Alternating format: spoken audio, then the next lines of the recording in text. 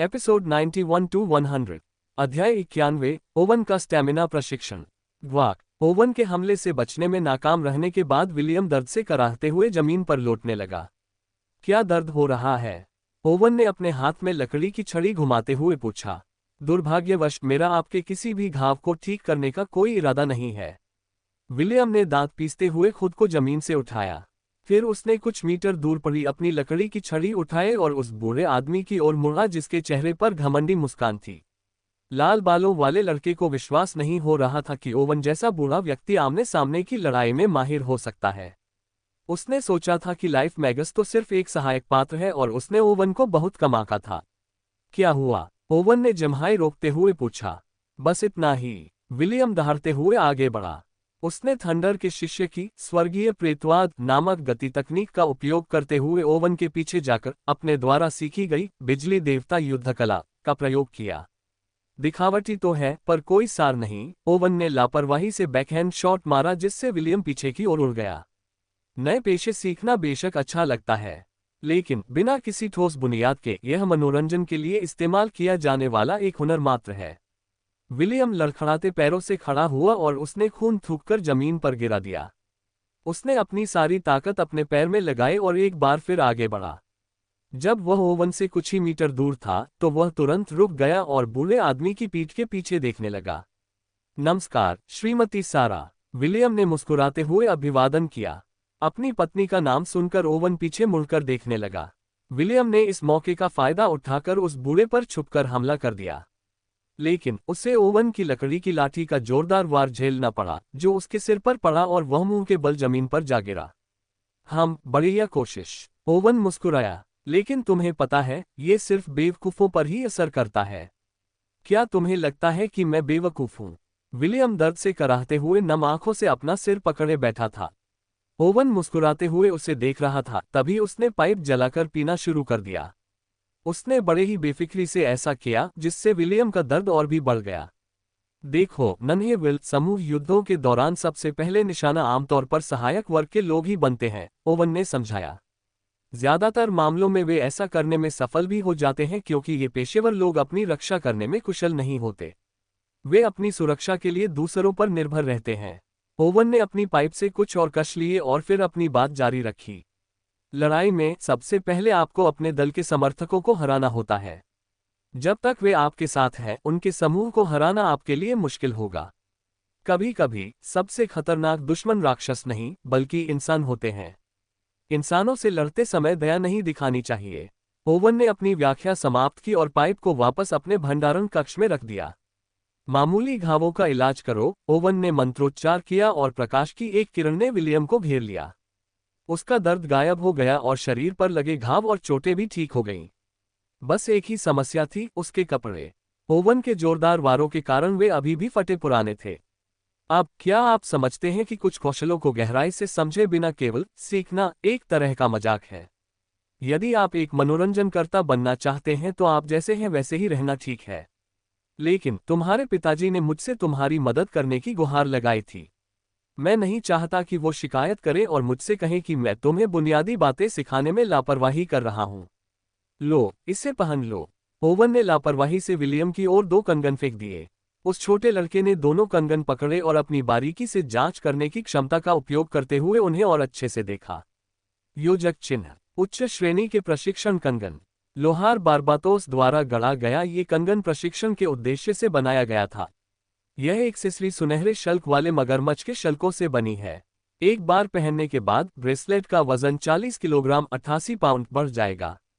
यदि उपयोगकर्ता इसके वजन का अभ्यस्त हो जाता है तो इसका वजन 10 के गुणकों में और बढ़ जाएगा। वजन बढ़ने की अधिकतम सीमा 200 किलोग्राम 440 पाउंड है। इस ब्रेसलेट में एक अतिरिक्त विशेष कार्यक्षमता भी है। यदि उपयोगकर्ता सुरक्षा सक्रिय करें शब्द का जाप करे तो ब्रेसलेट बाजू के कवच में बदल जाएगा। यदि उपयोगकर्ता इस विशेष कार्यक्षमता को निष्क्रिय करना चाहता है तो उसे केवल निष्क्रिय करें कहना होगा। योजक चिन्ह। यह मुझे ड्रैगनबोन जेड की याद दिलाता है, विलियम ने दोनों कंगन अपनी कलाई पर पहनते हुए सोचा। तुरंत ही ब्रेसलेट का प्रभाव सक्रिय हो गया और विलियम की वर्तमान शारीरिक शक्ति के स्तर के अनुसार इसका वजन बढ़ गया। विलियम की शारीरिक शक्ति के आधार पर ब्रेसलेट ने उनके वजन को समायोजित किया और 50 किलोग्राम पर रुक गया। लड़के को तुरंत इसका असर महसूस हुआ और उसने अपने हाथों को ऊपर नीचे करने की कोशिश की। हालांकि वह उन्हें हिला पा रहा था, लेकिन बिना ब्रेसलेट पहने की तुलना में यह उतना आसान नहीं था। फिर विलियम ने एक चौंकाने वाली खोज की। उसे न केवल अपनी बाहें भारी लग रही थीं, बल्कि उसके पैर भी भारी लग रहे थे। उनके अनुमान के अनुसार उनकी समग्र गतिशीलता 60% तक कम हो गई थी। यह ऐसा था मानो उनके हाथों और एड़ियों से स्थायी रूप से एक डंबल बंधा हुआ हो। अभी हम लड़ाई पर ध्यान नहीं देंगे, ओवन ने कहा। हम तुम्हारी नींव मजबूत करने पर ध्यान देंगे। पहले तुम्हारी सहनशक्ति से शुरुआत करते हैं। ध्यान से सुनो, नन्हे विल। एक पुरुष के लिए अपनी सहनशक्ति बढ़ाना बहुत जरूरी है। अगर तुम्हारे पास पर्याप्त सहनशक्ति नहीं है तो तुम अपने प्रेमी को संतुष्ट नहीं कर पाओगे। मेरा विश्वास करो, इस उम्र में भी मैं बिना किसी परेशानी के 8 बार संभोग कर सकता हूं। ओवन की बेशर्म शेखी सुनकर विलियम के होठों के कोने फड़क उठे।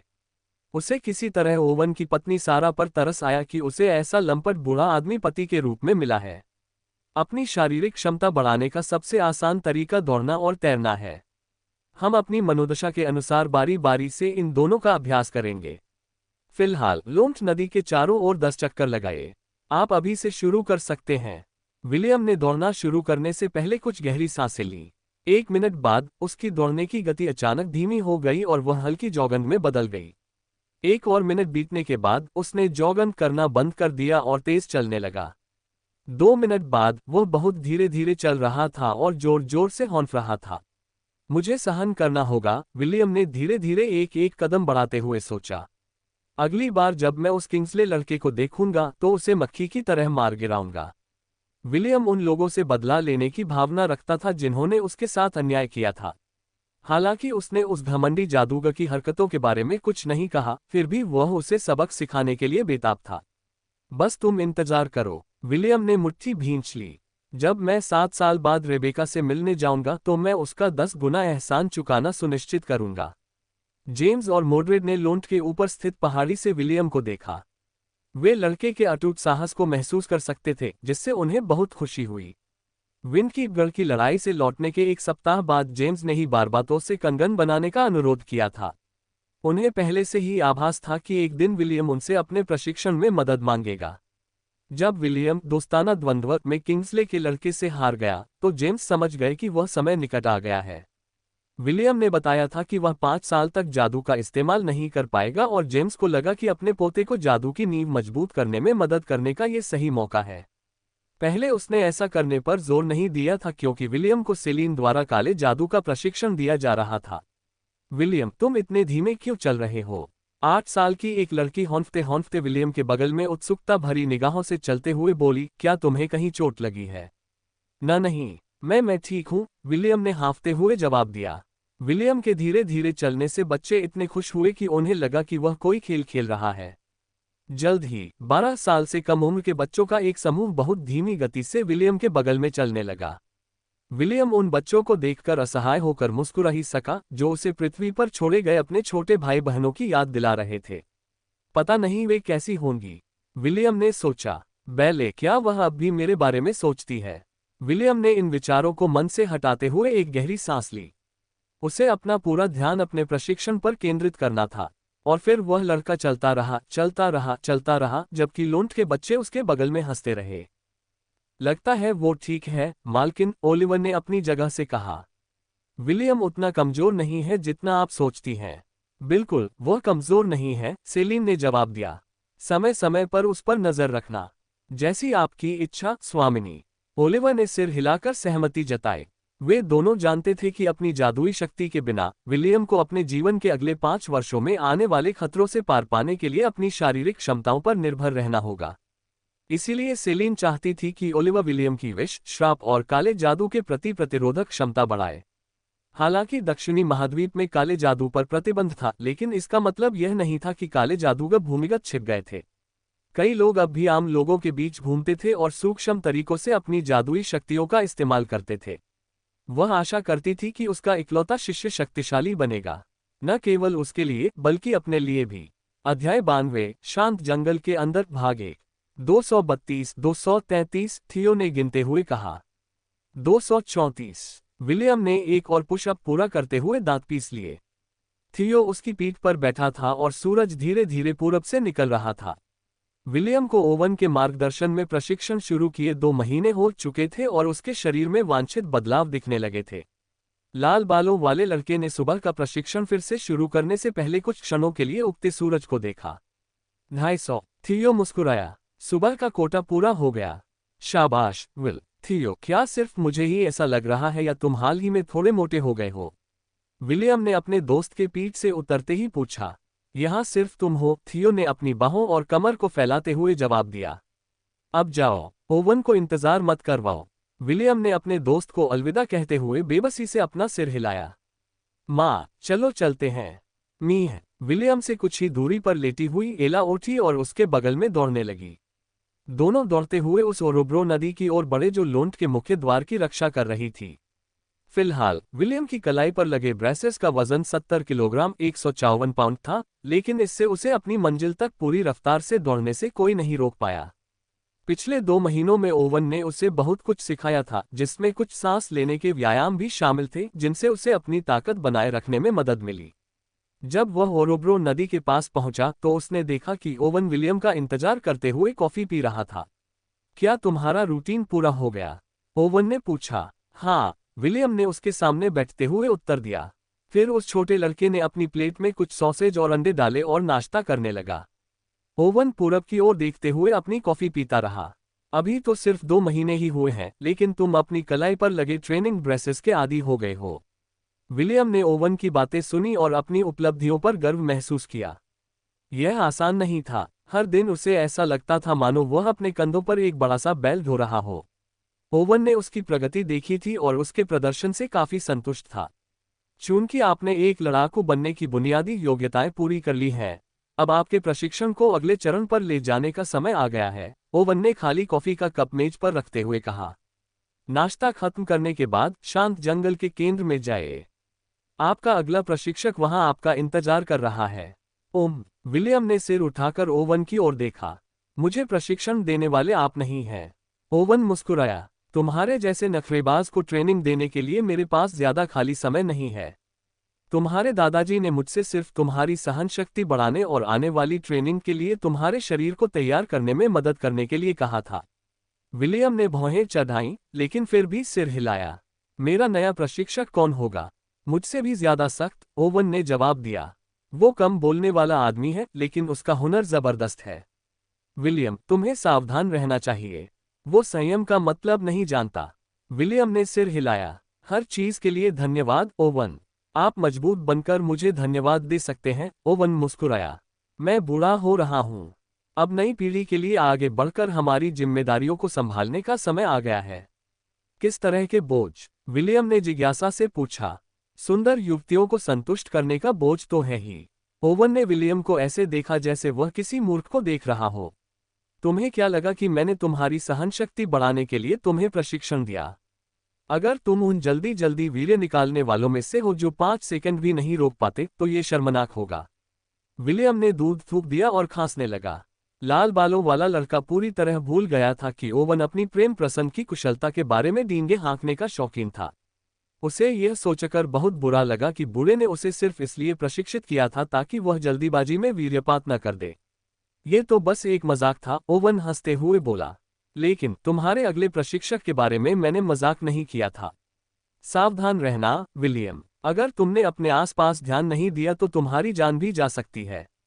विलियम ने अपनी कुर्सी से उठने से पहले रुमाल से अपना मुंह पोंछा। मैं जा रहा हूं। एक बार फिर हर चीज के लिए धन्यवाद। विलियम ने 2 महीने तक उसे प्रशिक्षित करने वाले लाइफ मैगस के प्रति सम्मान दिखाने के लिए सिर झुकाया।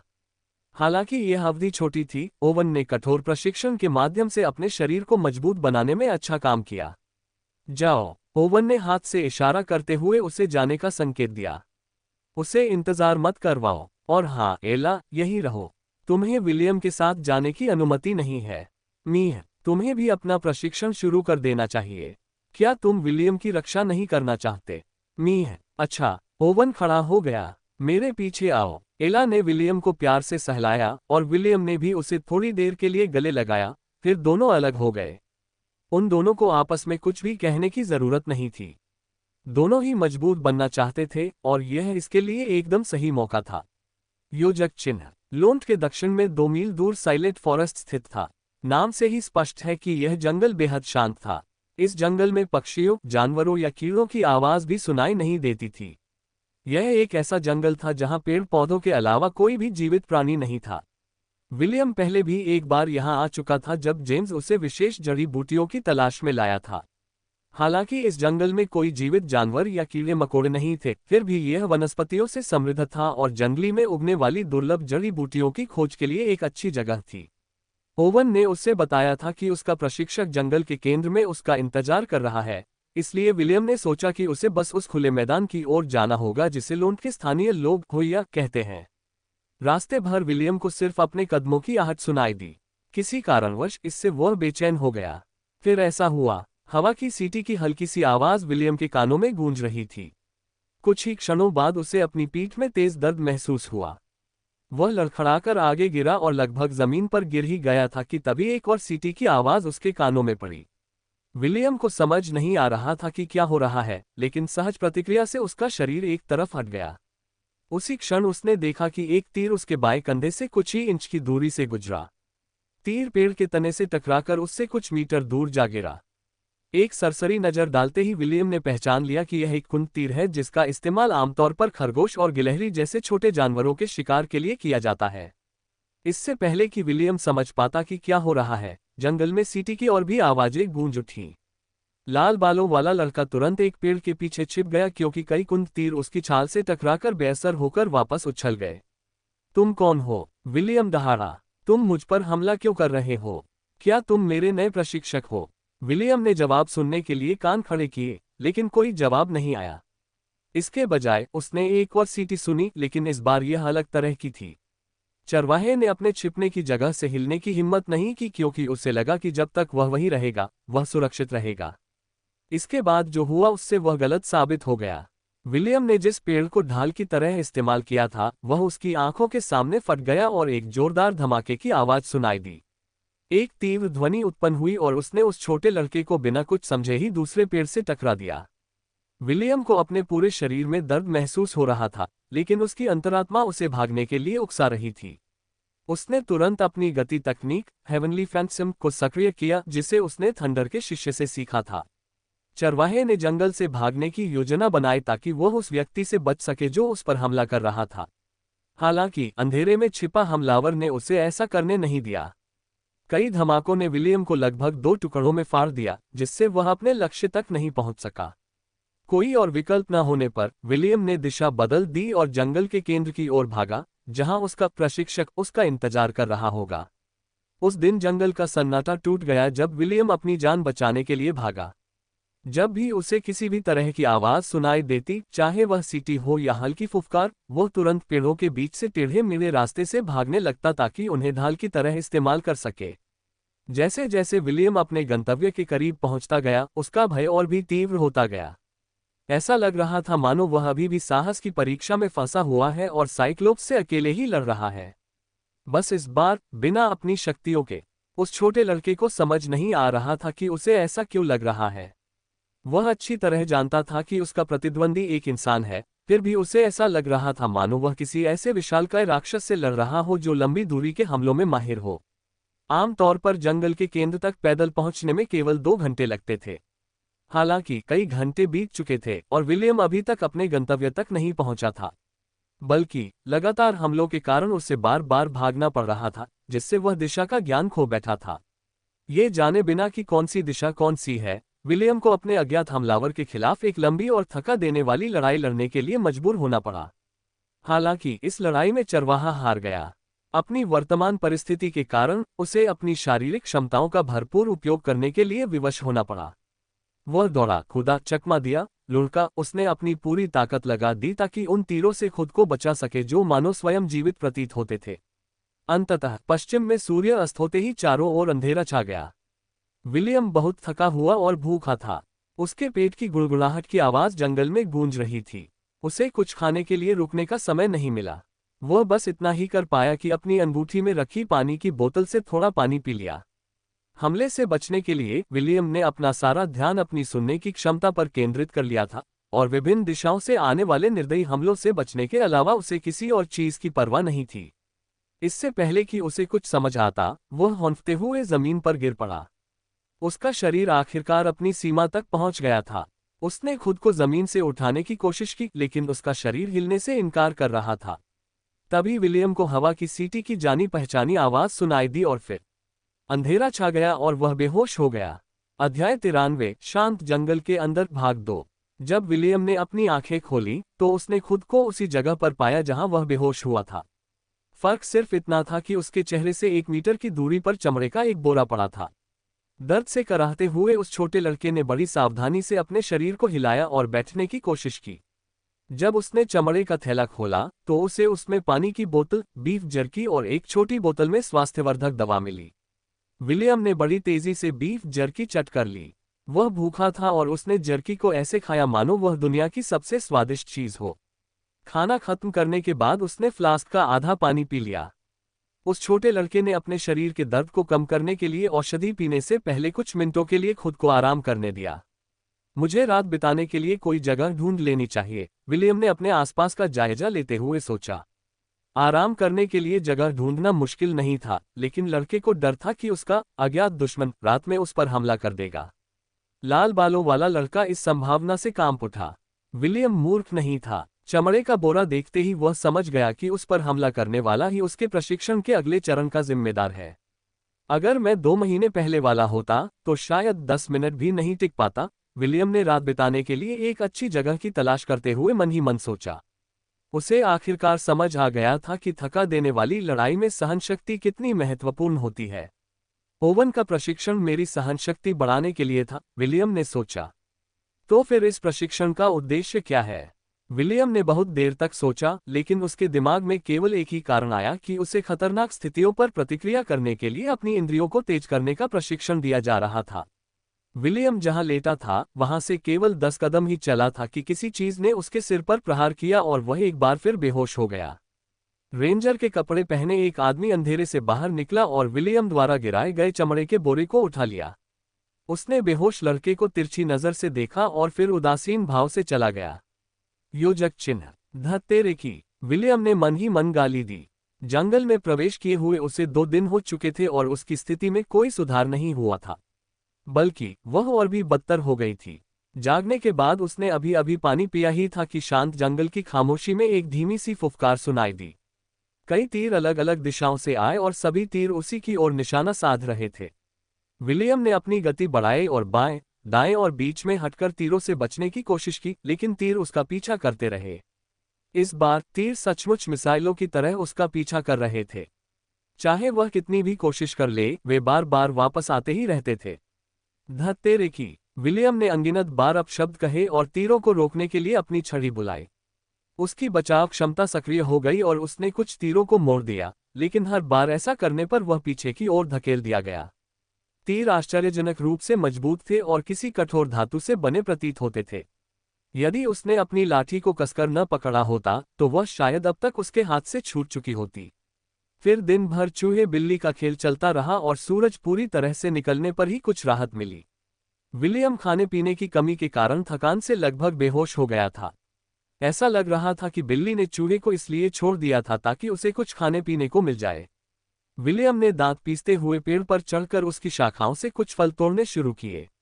अगर दूसरे गुरुजी मुझे अभी देख लें तो शायद वे मुझे बंदर कहने लगे, विलियम ने दोपहर के भोजन के लिए कुछ फल उठाते हुए सोचा।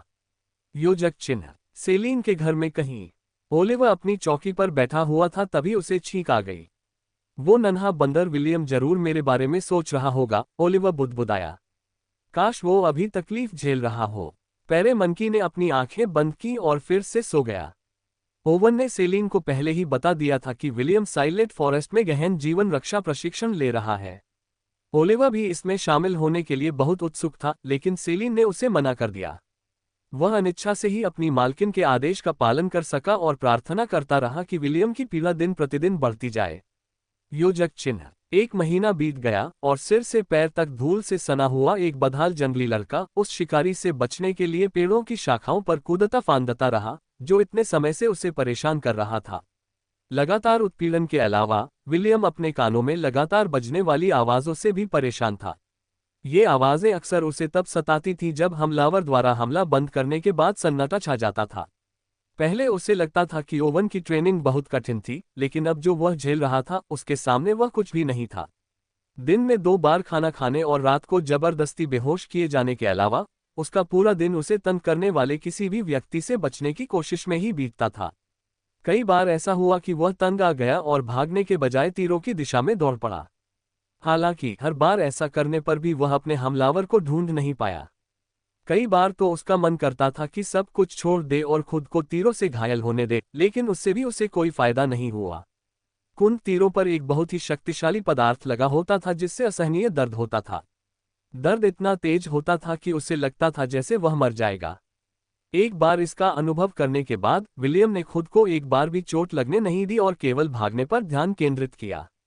एक और सीटी की आवाज उसके कानों तक पहुंची, लेकिन इस बार विलियम घबराया नहीं। वह एक तरफ हट गया और तीर को अपने सामने से बिना किसी नुकसान के गुजरने दिया। उसकी ओर और भी तीर आए, लेकिन विलियम ने शांति से उन सभी का सामना किया। जिन्हें वह चकमा दे सकता था उसने चकमा दिया, जिन्हें वह चकमा नहीं दे सकता था उसे उसने अपनी लकड़ी की लाठी से मोड़ दिया। उसे 1 महीने के भयानक दौर में विलियम की इंद्रियों की क्षमता चरम पर पहुंच गई थी। उसकी छठी इंद्री, जो उसे खतरे से आगाह करती थी, भी अविश्वसनीय रूप से तीव्र हो गई थी। कभी कभी उसका छिपा हुआ हमलावर ऐसे तीर चलाता था जिनसे कोई आवाज नहीं आती थी। तभी विलियम की छठी इंद्री सक्रिय हो जाती और उसे बताती कि कोई छिपा हुआ खतरा पास आ रहा है। जब सूरज डूबने वाला था, विलियम ने अपने सिर पर आ रहे एक चुपचाप तीर को सफलतापूर्वक रोक दिया। उसके बाद उसकी ओर कोई तीर नहीं आया, बल्कि उससे 3 मीटर दूर जमीन पर एक जोरदार धमाके की आवाज सुनाई दी। जमीन पर फंसा हुआ स्टील का तीर असली था, कोई भोथरा तीर नहीं। उसके डंडे पर कागज का एक टुकड़ा बंधा हुआ था। विलियम ने तीर को तुरंत नहीं उठाया, बल्कि उसने आसपास के वातावरण का जायजा लिया ताकि यह सुनिश्चित हो सके कि यह उसके छिपे हुए दुश्मन की कोई और चाल तो नहीं है। अपने आसपास किसी खतरे का न होने का पक्का करने के बाद विलियम ने तीर उठाया और उसमें से लिखा हुआ पत्र निकाला। पत्र पढ़ने के बाद विलियम ने एक गहरी सांस ली और आराम करने के लिए एक पेड़ के पास बैठ गया। कुछ ही देर में जंगल के अंदर एक जोरदार खर्राटे की आवाज गूंजी। विलियम दुनिया की सारी चिंताओं से बेफिक्र होकर गहरी नींद में सो रहा था। सो रहे लड़के से 1000 मीटर दूर एक आदमी पेड़ की शाखा पर खड़ा था। वह कोई और नहीं बल्कि लोन्ट का प्रेरी ट्रेंट था। वह विलियम के बोध प्रशिक्षण के प्रभारी थे। शांत जंगल कोई साधारण जंगल नहीं था, ये किसी की बोध क्षमता को प्रशिक्षित करने के लिए सबसे उपयुक्त स्थान था। लोग मानते थे कि पूर्ण सन्नाटे में कोई ध्वनि नहीं होती, लेकिन उनकी यह धारणा पूरी तरह गलत थी। जब आप किसी ऐसी जगह पर होते हैं जहां बिल्कुल भी आवाज नहीं होती, तो आपको कान सुन्न कर देने वाली खामोशी का अनुभव होता है। आपके कान दुखने लगते हैं क्योंकि आपको काल्पनिक आवाजें सुनाई देती हैं। ऐसी गूंजती हुई आवाजें जो दूर नहीं होती और आपके जागते हुए हर पल आपको परेशान करती रहती हैं। विलियम की पिछली दुनिया में इन ध्वनियों को टिनिटस, कान में बजने की आवाज से जोड़ा जाता था। विलियम की स्टेमिना ट्रेनिंग की तरह ही परसेप्शन ट्रेनिंग भी व्यक्ति की इच्छाशक्ति को प्रशिक्षित करती है। ट्रेंट ने अपना मिशन पूरा होने पर विदा ली। अब विलियम के लिए लोन्ट के एक अन्य विशेषज्ञ के अधीन मार्शल आर्ट का प्रशिक्षण शुरू करने का समय आ गया था। योजक चिन्ह। शराबी जल्लाद का पेशा धारण करने वाले भिक्षु ड्वेन ने एक छोटे लकड़ी के कटोरे से अपनी शराब की चुस्की ली। उसने ट्रेंट के तीर की चमक को शांत जंगल के घने पत्तों के ऊपर उठते देखा था और जानता था कि विलियम का बुनियादी प्रशिक्षण समाप्त हो चुका है। शराब से भरे लकड़ी के कटोरे को खाली करने के बाद भिक्षु ने संतुष्टि भरी आह भरी। तो आखिरकार मेरी बारी आ ही गई, ड्वेन ने एक शरारती मुस्कान के साथ कहा। काफी समय हो गया है जब मैंने किसी को मार्शल आर्ट सिखाया था। मुझे उम्मीद है कि कमांडर का पोता मेरे पिछले शिष्य से बेहतर होगा। ड्वेन को अभी भी वह तथाकथित प्रतिभाशाली व्यक्ति याद था जिसका पालन पोषण उसके मठ के भिक्षुओं ने किया था। महज एक ही सत्र में वह लड़का अपंग हो गया और सभी वरिष्ठ भिक्षु क्रोध से पागल हो गए। इसी कारण ड्वेन को मंदिर से बहिष्कृत कर दिया गया और उसे फिर कभी किसी पवित्र स्थान पर कदम रखने की अनुमति नहीं दी गई। ड्वेन को अपने साथ हुए बर्ताव पर गुस्सा नहीं आया, बल्कि उसे आज़ादी का एहसास हुआ क्योंकि वह हमेशा शरीफ बनकर रहने से तंग आ चुका था। वह मनमर्जी से घूमता रहा, कभी कभी वह रास्ते में डाकुओं के गिरोहों का सफाया कर देता, कभी कभी वह खुद डाकू बन जाता और उन मासूमों को आतंकित करता जो बदकिस्मती से उसके रास्ते में आ जाते। इसी वजह से उन्हें शराबी जल्लाद का उपनाम मिला, क्योंकि इन जघन्य कृत्यों को अंजाम देते समय उन्हें हमेशा अपने साथ शराब का एक घड़ा लिए हुए देखा जाता था। उसने अपना हिंसक हमला तभी रोका जब उसकी मुलाकात जेम्स से हुई, जो उस व्यापारी समूह की रखवाली कर रहा था जिस पर उसने हमला करने का फैसला किया था। बूढ़े आदमी के एक ही थप्पड़ से ड्वेन और उसका अल्पकालिक अत्याचार पूरी तरह समाप्त हो गया। जेम्स को उसे अधिकारियों के हवाले करना था, लेकिन उसने बीच रास्ते में ही अपना इरादा बदल दिया। तब से ड्वेन जेम्स का वफादार सहायक बन गया था और उसकी हर बात मानता था। वह ताकतवर लोगों का सम्मान करता था और जेम्स अब तक उसके जीवन में मिले सबसे ताकतवर व्यक्ति थे। खैर, चूंकि तुम कमांडर के पोते हो, मुझे लगता है कि तुम इतनी आसानी से नहीं टूटोगे, ड्वेन ने अपने हाथों में शराब से भरे कटोरे को घूरते हुए बुदबुदाया। दूर स्थित शांत वन को निहारते हुए भिक्षु की आंखें सिकुड़ गईं।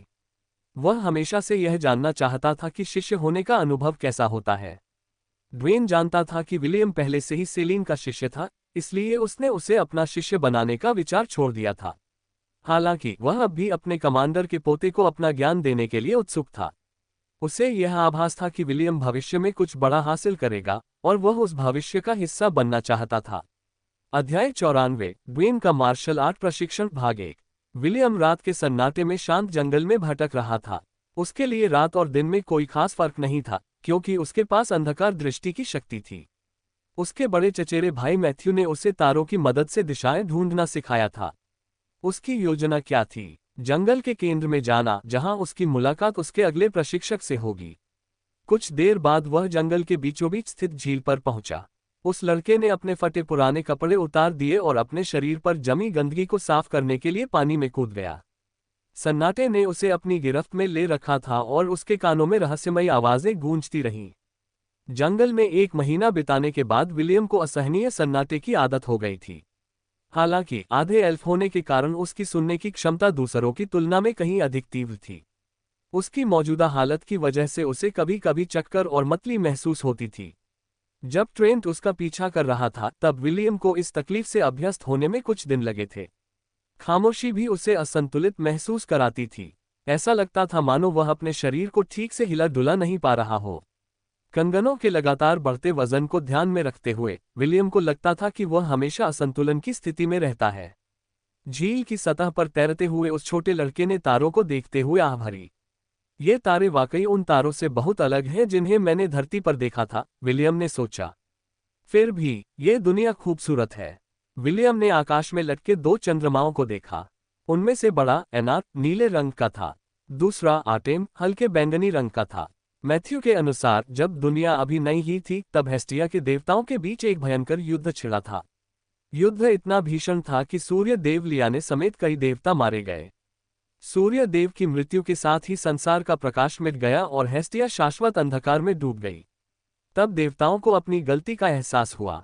एक संधि के बाद युद्ध अंततः समाप्त हो गया, लेकिन नुकसान तो हो ही चुका था। वर्ष बीतते गए और मानवता का विनाश निकट आ गया। मानव जाति के विनाश को रोकने के प्रयास में जुड़वा देवियों एनार और आर्टेम ने मानव जाति के अंधकार युग को समाप्त करने के लिए स्वयं को बलिदान कर दिया। 2 सुंदर चंद्रमाओं ने अपनी कोमल रोशनी से दुनिया को नहला दिया और इसी रोशनी से मनुष्यों को पलटवार करने की शक्ति मिली। कुछ वर्षों बाद सूर्य के नए देवता फेलिक्स का जन्म हुआ। उनकी रोशनी ने रात के अंधेरे को चीर दिया और धरती को अपने प्रकाश से रोशन कर दिया। ये तीनों देवता मानव जाति की रक्षा करते थे, 1 दिन में 2 रात में। इस प्रकार अंधकार युग का अंत हुआ और मानवता एक बार फिर समृद्ध हुई। विलियम ने आह भरी जब उसे उन देवताओं की याद आई जिन्होंने उसे अपना आशीर्वाद दिया था, गैविन, इससे, लिली और डेविड। मानो उसी संकेत का इंतजार कर रहा हो, उसे सिस्टम से एक सूचना प्राप्त हुई। योजक चिन्ह, डिंग, बधाई हो, मेजबान को 90% छूट का कूपन मिला है। इस कूपन से आपको गॉड शॉप से किसी भी आइटम पर 90% की छूट मिलेगी। डिंग, विशेष मिशन प्राप्त हुआ। विशेष खोज, एक योद्धा का जन्म 1। यह एक चेन क्वेस्ट है। होस्ट द्वारा इस क्वेस्ट की शर्त पूरी करने के बाद अगला क्वेस्ट दिखाई देगा। किसी एक नौकरी वर्ग के लिए बुनियादी प्रशिक्षण पूरा करें। पुरस्कार 1000 गॉड पॉइंट्स। योजक चिन्ह, विशेष मिशन, विलियम ने भौहें चढ़ा ली। उसे यह याद करने में कुछ मिनट लगे कि देवताओं से मिलने और साहस की परीक्षा उत्तीर्ण करने के बाद ही उसे यह नया कार्य प्राप्त हुआ था। विलियम ने गॉड शॉप खोली और वहां बिक्री के लिए अनगिनत वस्तुएं देखीं। यह एक ऑनलाइन शॉपिंग साइट की तरह थी जहां आप कुछ भी ऑर्डर कर सकते थे और एक बटन क्लिक करके उसे सीधे अपने घर पर मंगवा सकते थे। कुछ क्षणों के लिए उसके कानों में गूंजने वाली आवाज गायब हो गई और फिर उसे उत्साह का अनुभव हुआ। उसने पूरी रात हेस्टिया की इस नई दुनिया में अपनी यात्रा के लिए उपयोगी वस्तुओं की तलाश में गॉड शॉप में घूम घूम कर बिताए। योजक चिन्ह। ड्वेन खुले मैदान में पहुंचा और उसने झील के किनारे विलियम को सोते हुए देखा। लड़के के होठों के कोने से लार टपक रही थी, जिसे देखकर साधु को हंसी आ गई। वह उस लड़के की ओर बढ़ा और उसे झील में धकेलने ही वाला था कि विलियम की आंखें खुल गईं। लाल बालों वाला लड़का एक तरफ लुढ़का और तुरंत जमीन से उठ खड़ा हुआ। फिर उसने अपनी लकड़ी की लाठी निकाली और रक्षात्मक मुद्रा में खड़ा हो गया। ड्वेन ने प्रशंसा में सिर हिलाया और उस लड़के को देखा जो उसे ध्यान से देख रहा था। ट्रेंट की ट्रेनिंग तुम पर बेकार नहीं गई। भिक्षु ने विलियम को ध्यान से देखा और उसकी वर्तमान शक्ति का आकलन किया। उसकी सहनशक्ति रजत श्रेणी की है और उसकी चेतना कम से कम स्वर्ण श्रेणी के प्रारंभिक स्तर पर है। 10 साल के बच्चे के लिए बुरा नहीं है। ड्वेन ने एक कदम आगे बढ़ाया और विलियम पीछे हट गया। चरवाहे ने भिक्षु को सतर्कता से देखा और खतरे का पहला संकेत मिलते ही भागने के लिए खुद को तैयार कर लिया। शांत हो जाओ, मैं तुम्हें चोट पहुंचाने नहीं आया हूं। ड्वेन ने आत्मसमर्पण करते हुए अपने दोनों हाथ ऊपर उठा लिए। कम से कम अभी तो नहीं। विलियम ने फिर भी अपनी सतर्कता कम नहीं की। उसने वेन को पहचान लिया था। वह उसके दादाजी के भरोसेमंद आदमियों में से एक था, लेकिन उनके बीच कोई करीबी रिश्ता नहीं था। उस छोटे लड़के की अंतरात्मा उसे बता रही थी कि यह व्यक्ति बहुत खतरनाक है। मैं अपना परिचय देता हूं। मेरा नाम ड्वेन है, ड्वेन ने मुस्कुराते हुए कहा। मैं आपको मार्शल आर्ट की बुनियादी बातें सिखाने आया हूं। मुझे उम्मीद है कि हम दोनों की आपस में अच्छी बनेगी। विलियम ने कर्कश स्वर में उत्तर दिया। मैं आपके शिक्षण की प्रतीक्षा कर रहा हूं। ड्वेन ने सिर हिलाया। अब हमारे पहले पाठ के लिए अपने हाथ में पकड़ी हुई छड़ी को रख दो। तुम्हें इसकी जरूरत नहीं पड़ेगी। मैं तुम्हें निहत्थे युद्ध का प्रशिक्षण दूंगा। इसका मतलब है कि तुम्हें किसी हथियार की जरूरत नहीं है। मैं तुम्हारे शरीर को ही हथियार बनने का प्रशिक्षण दूंगा। विलियम ने अनिच्छा से छड़ी को अपने भंडारण कक्ष में वापस रख दिया, लेकिन उसने अपनी सतर्कता कम नहीं की। पूरे 1 महीने तक लगातार हुए हमलों के कारण वह थोड़ा आशंकित हो गया था। ठीक है, चूंकि हमने अपना परिचय पूरा कर लिया है, अब से आप मुझे मास्टर कहकर बुलाएंगे, ड्वेन ने कहा। लेकिन मेरे पास पहले से ही मास्टर डिग्री है। तो फिर आप मुझे द्वितीय गुरु कह सकते हैं। मेरे पास पहले से ही एक दूसरा गुरु है, विलियम ने असहज भाव से उत्तर दिया। ओलिवर तोते बंदर ने प्रशिक्षण के दौरान उसे दूसरा गुरु कहकर पुकारने को कहा था और आधा एल्फ ओलिवर को इसी नाम से पुकारने का आदी हो चुका था। ड्वेन ने हाथ ऐसे हिलाया जैसे ये कोई बड़ी बात न हो। तो फिर मुझे तीसरे गुरु कहो। मैं तुम्हें जो सिखाने जा रहा हूं वह मेरे संप्रदाय की गुप्त कलाएं हैं। मेरा मतलब है, मेरे पूर्व संप्रदाय की गुप्त कलाएं। हालांकि ड्वेन को संप्रदाय से बहिष्कृत कर दिया गया था, लेकिन भिक्षु मंदिर में रहते हुए उसने वह सब कुछ सीख लिया था जो उसे सीखना आवश्यक था। विलियम ने भौहें चढ़ाईं, लेकिन फिर भी सिर हिलाया। ओलिवर ने उसे पहले ही समझा दिया था कि कई बार एक ही शिष्य के कई गुरु होते हैं। हेस्टिया में यह आम बात थी। साथ ही सेलिन जानती थी कि विलियम पर पाबंदी तभी लगेगी जब वह उसे लोन्ट में स्थित गुरु से शिक्षा लेने से रोकेगी। किसी भी प्रकार के पेशे को सीखने की क्षमता के साथ यह अपरिहार्य था कि विलियम के पास सही मार्ग पर मार्गदर्शन करने के लिए कई गुरु होंगे। विलियम ने तीसरे मास्टर का अभिवादन किया। विलियम ने अपना हाथ अपनी छाती पर रखा और झुककर प्रणाम किया। शाबाश, ड्वेन लड़के के पास आते हुए हंसा। चिंता मत करो, मैं ये सुनिश्चित करूंगा कि तुम्हें मुझे अपना गुरु कहने का पछतावा न हो। और इस तरह विलियम का भिक्षु प्रशिक्षण शुरू हुआ। ड्वेन ने मजाक में उससे कहा था कि उसे रिवाज के अनुसार अपना सिर मुंडवा लेना चाहिए। हालांकि विलियम ने इस विचार को सिरे से खारिज कर दिया। उसे अपने बाल बहुत प्यारे थे और वह ड्वेन की तरह गंजा नहीं होना चाहता था। ठीक है, मैं मार्शल आर्ट में तुम्हारा वर्तमान स्तर परखना चाहता हूं। ड्वेन विलियम से 10 मीटर दूर खड़ा था। मुझ पर हमला करो और जरा भी संकोच मत करो। विलियम दहाड़ा और अपनी फुर्ती का इस्तेमाल करते हुए ड्वेन पर टूट पड़ा। उसने भिक्षु के चारों ओर चक्कर लगाया और अपनी गति का पूरा फायदा उठाया। अपने वादे के मुताबिक भिक्षु बिल्कुल स्थिर खड़ा रहा और विलियम के हमले की शुरुआत का इंतजार करने लगा। भिक्षु को कोई मौका न देखकर विलियम ने जोखिम उठाने का फैसला किया और उसके शरीर के एक तरफ राउंडहाउस किक से हमला कर दिया।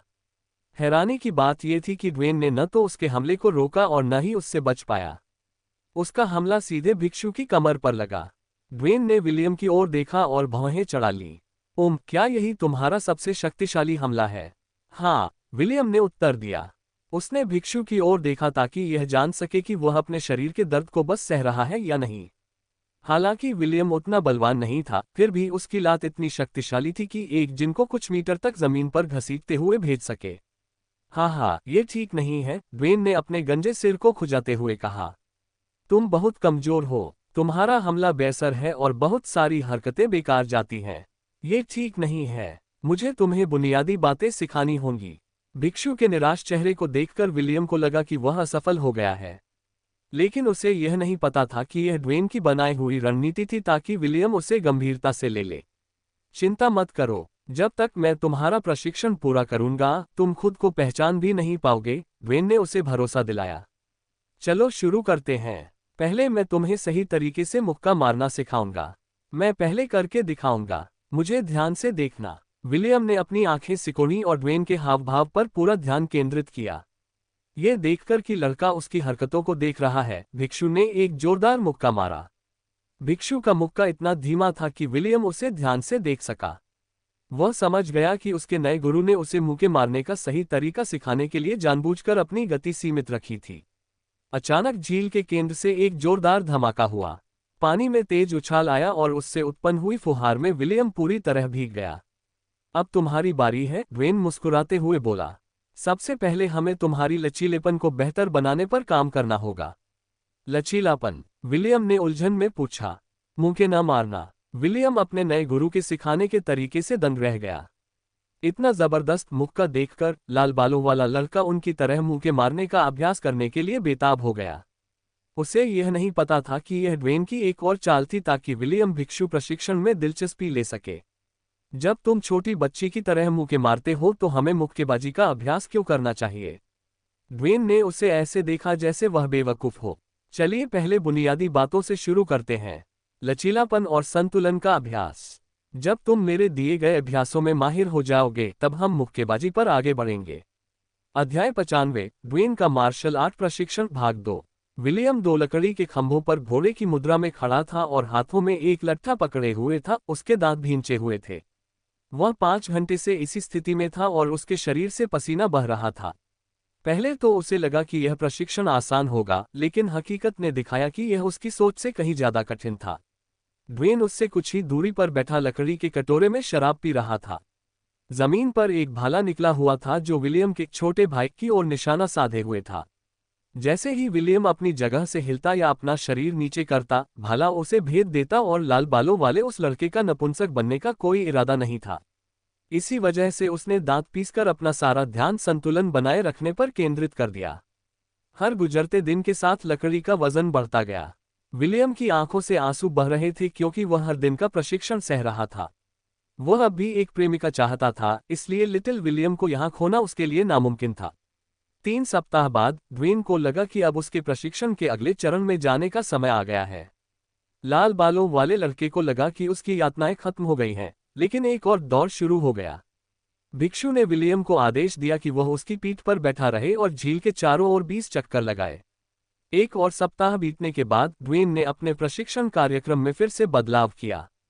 इस बार उसे स्प्लिट्स करने के लिए कहा गया। विलियम को लगा कि वह बस जमीन पर स्प्लिट्स करेगा, लेकिन ड्वेन ने कहा कि वह जो सोच रहा है वह तो लड़कियों के लिए है। साधु विलियम को परिचित लकड़ी के खंभों के पास खींचकर ले गया और उसे खंभों का सहारा लेकर स्प्लिट करने को कहा। तीसरे उस्ताद, क्या आप भाला हटा सकते हैं? ड्वेन द्वारा भाले को अपने छोटे भाई के नीचे रखते ही विलियम के माथे से ठंडा पसीना टपकने लगा। क्या हमें इसे ऐसे ही करना होगा? सब ठीक है, ड्वेन ने उसे भरोसा दिलाया।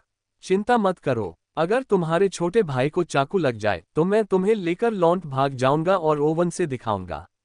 सब ठीक हो जाएगा, शायद। $% और $। विलियम ने मन ही मन गंजे साधु को कोसते हुए कहा।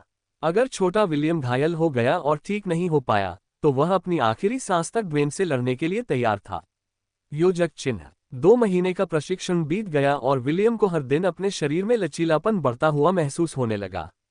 आज उसे झील के चारों ओर 10 चक्कर लगाने के लिए कहा गया, जिसमें उसे बैक फ्लिप भी करने थे। फ्लिप करने के बाद ड्वेन ने उसे 1 चक्कर हेड फ्लिप करते हुए लगाने को कहा। विलियम ने अपने गुरु की ओर क्या तुम मुझसे मजाक कर रहे हो वाले भाव से देखा और गुरु ने उसे क्या मैं तुम्हें मजाक करता हुआ दिखता हूं वाले भाव से घूर कर देखा। ड्वेन ने उसे झुककर हथेलियों को आपस में दबाकर ऐसा करने को कहा। विलियम ने कभी नहीं सोचा था कि उसके जीवन में ऐसा दिन भी आएगा जब वह सचमुच यात्रा करने के लिए अपने सिर का इस्तेमाल करेगा। भिक्षु अपने नए शिष्य को पेड़ के सहारे झुककर सिर को हवा में उछालते हुए देखकर मुस्कुराया। कई दिन बीत गए और विलियम को भिक्षु के हाथों असहनीय यातनाएं सहनी पड़ी। योजक चिन्ह। ड्वेन को अपना स्वामी स्वीकार करने के 4 महीने बाद विलियम ने खुद को एक स्टील के बैरल को घूरते हुए पाया जिसका इस्तेमाल आमतौर पर शराब रखने के लिए किया जाता था। उसके तीसरे गुरु ने समझाया कि स्टील का बैरल एक ऐसी कलाकृति है जिससे बर्फीला ठंडा पानी निकल सकता है। विलियम को लगा कि उसका गुरु उसे सहनशक्ति प्रशिक्षण के लिए टब के अंदर जाने को कहेगा, लेकिन ड्वेन के अगले आदेश ने उसे गंभीरता से बैरल की ओर देखने पर मजबूर कर दिया। मैं चाहता हूं कि तुम पानी में 10,000 बार मुक्के मारो, ड्वेन ने आदेश दिया। जब तक तुम अपना निर्धारित लक्ष्य पूरा नहीं कर लेते तब तक तुम न खाओगे, न पियोगे और न सोओगे। अभी से शुरू करो। विलियम को इस ट्रेनिंग से थोड़ा ज्यादा आत्मविश्वास महसूस हुआ क्योंकि इसमें सिर्फ मुक्का मारना ही था। हालांकि उसे जल्द ही एहसास हो गया कि ड्वेन उससे कभी भी कोई आसान काम करने को नहीं कहेगा। जैसे जैसे वह ठंडे पानी में मुक्के मारता रहा, उसे अपने हाथों में सुन्नपन महसूस होने लगा। आधे दिन बाद उसे अपने हाथों में कोई संवेदना महसूस नहीं हो रही थी, बल्कि सुन्नपन की जगह तेज दर्द होने लगा था। जब विलियम ने अपना निर्धारित अभ्यास पूरा कर लिया तो ड्वेन ने उदासीन भाव से उसके हाथों को देखा। अगले दिन भी वही अभ्यास दोहराया गया और यह सिलसिला लगातार 4 दिनों तक चला, जिसके बाद ड्वेन ने एक बार फिर प्रशिक्षण का तरीका बदल दिया। पानी में मुक्का मारने के बजाय विलियम को जमीन पर 10,000 बार मुक्का मारने के लिए कहा गया। विलियम तब तक मुक्के मारता रहा, जब तक कि वह और मुक्के नहीं मार सकता था। लड़के की उम्मीद के मुताबिक दिन का अंत उसके खून से सने हाथों के साथ हुआ। उसने कोई शिकायत नहीं की, हालांकि उसे पता था कि उसकी कुछ उंगलियां टूट गई हैं। मुझे लगा था कि तुम बीच में ही छोड़ दोगे, ड्वेन ने अपने अस्थायी शिष्य के खून से सने हाथों को देखते हुए कहा। फिर उसने अपनी अंगूठी से एक लाल रंग का घोल निकाला और उसका आधा हिस्सा विलियम के हाथों पर छिड़क दिया। बाकी का घोल पी लो, फिर खाना खा लो। हम तुम्हारा प्रशिक्षण कल से फिर शुरू करेंगे। ये प्रशिक्षण 1 सप्ताह तक चला, जिसके बाद भिक्षु विलियम को जंगल से बाहर ले गए। भिक्षु और लड़का लोंट में सबसे नजदीकी पहाड़ की ओर चल पड़े, जिसे स्थानीय लोग वुडलो माउंटेन कहते थे। पथरीले पहाड़ विशालकाय चट्टानों से भरे हुए थे। दोनों आराम से चलते रहे, तभी उनकी नज़र 5 मीटर से भी ऊंची एक चट्टान पर पड़ी। विलियम की उम्मीद के मुताबिक ड्वेन ने उससे चट्टान पर मुक्के मारने को कहा। इस बार उसने कोई समय सीमा नहीं दी। इसके बजाय भिक्षु ने उससे कहा कि वह सूर्यास्त तक चट्टान पर मुक्के मारता रहे। विलियम ने आज्ञा का पालन किया और उस चट्टान पर मुक्के मारे, जिसमें उसने भिक्षुओं द्वारा सिखाई गई उन तकनीकों का इस्तेमाल किया जो ड्वेन ने उसे मुक्केबाजी के प्रशिक्षण की शुरुआत में सिखाई थी। प्राप्त अनुभव 5, प्राप्त अनुभव 5, प्राप्त अनुभव 5, प्राप्त अनुभव 5। विलियम द्वारा जमीन पर और चट्टान पर मुक्के मारने की पीड़ा सहने का कारण ये था कि उसे एहसास हुआ कि यदि वह इसके लिए उपयुक्त जॉब क्लास का उपयोग करता है तो वह इन प्रशिक्षण अभ्यासों को करते समय अनुभव अर्जित कर सकता है।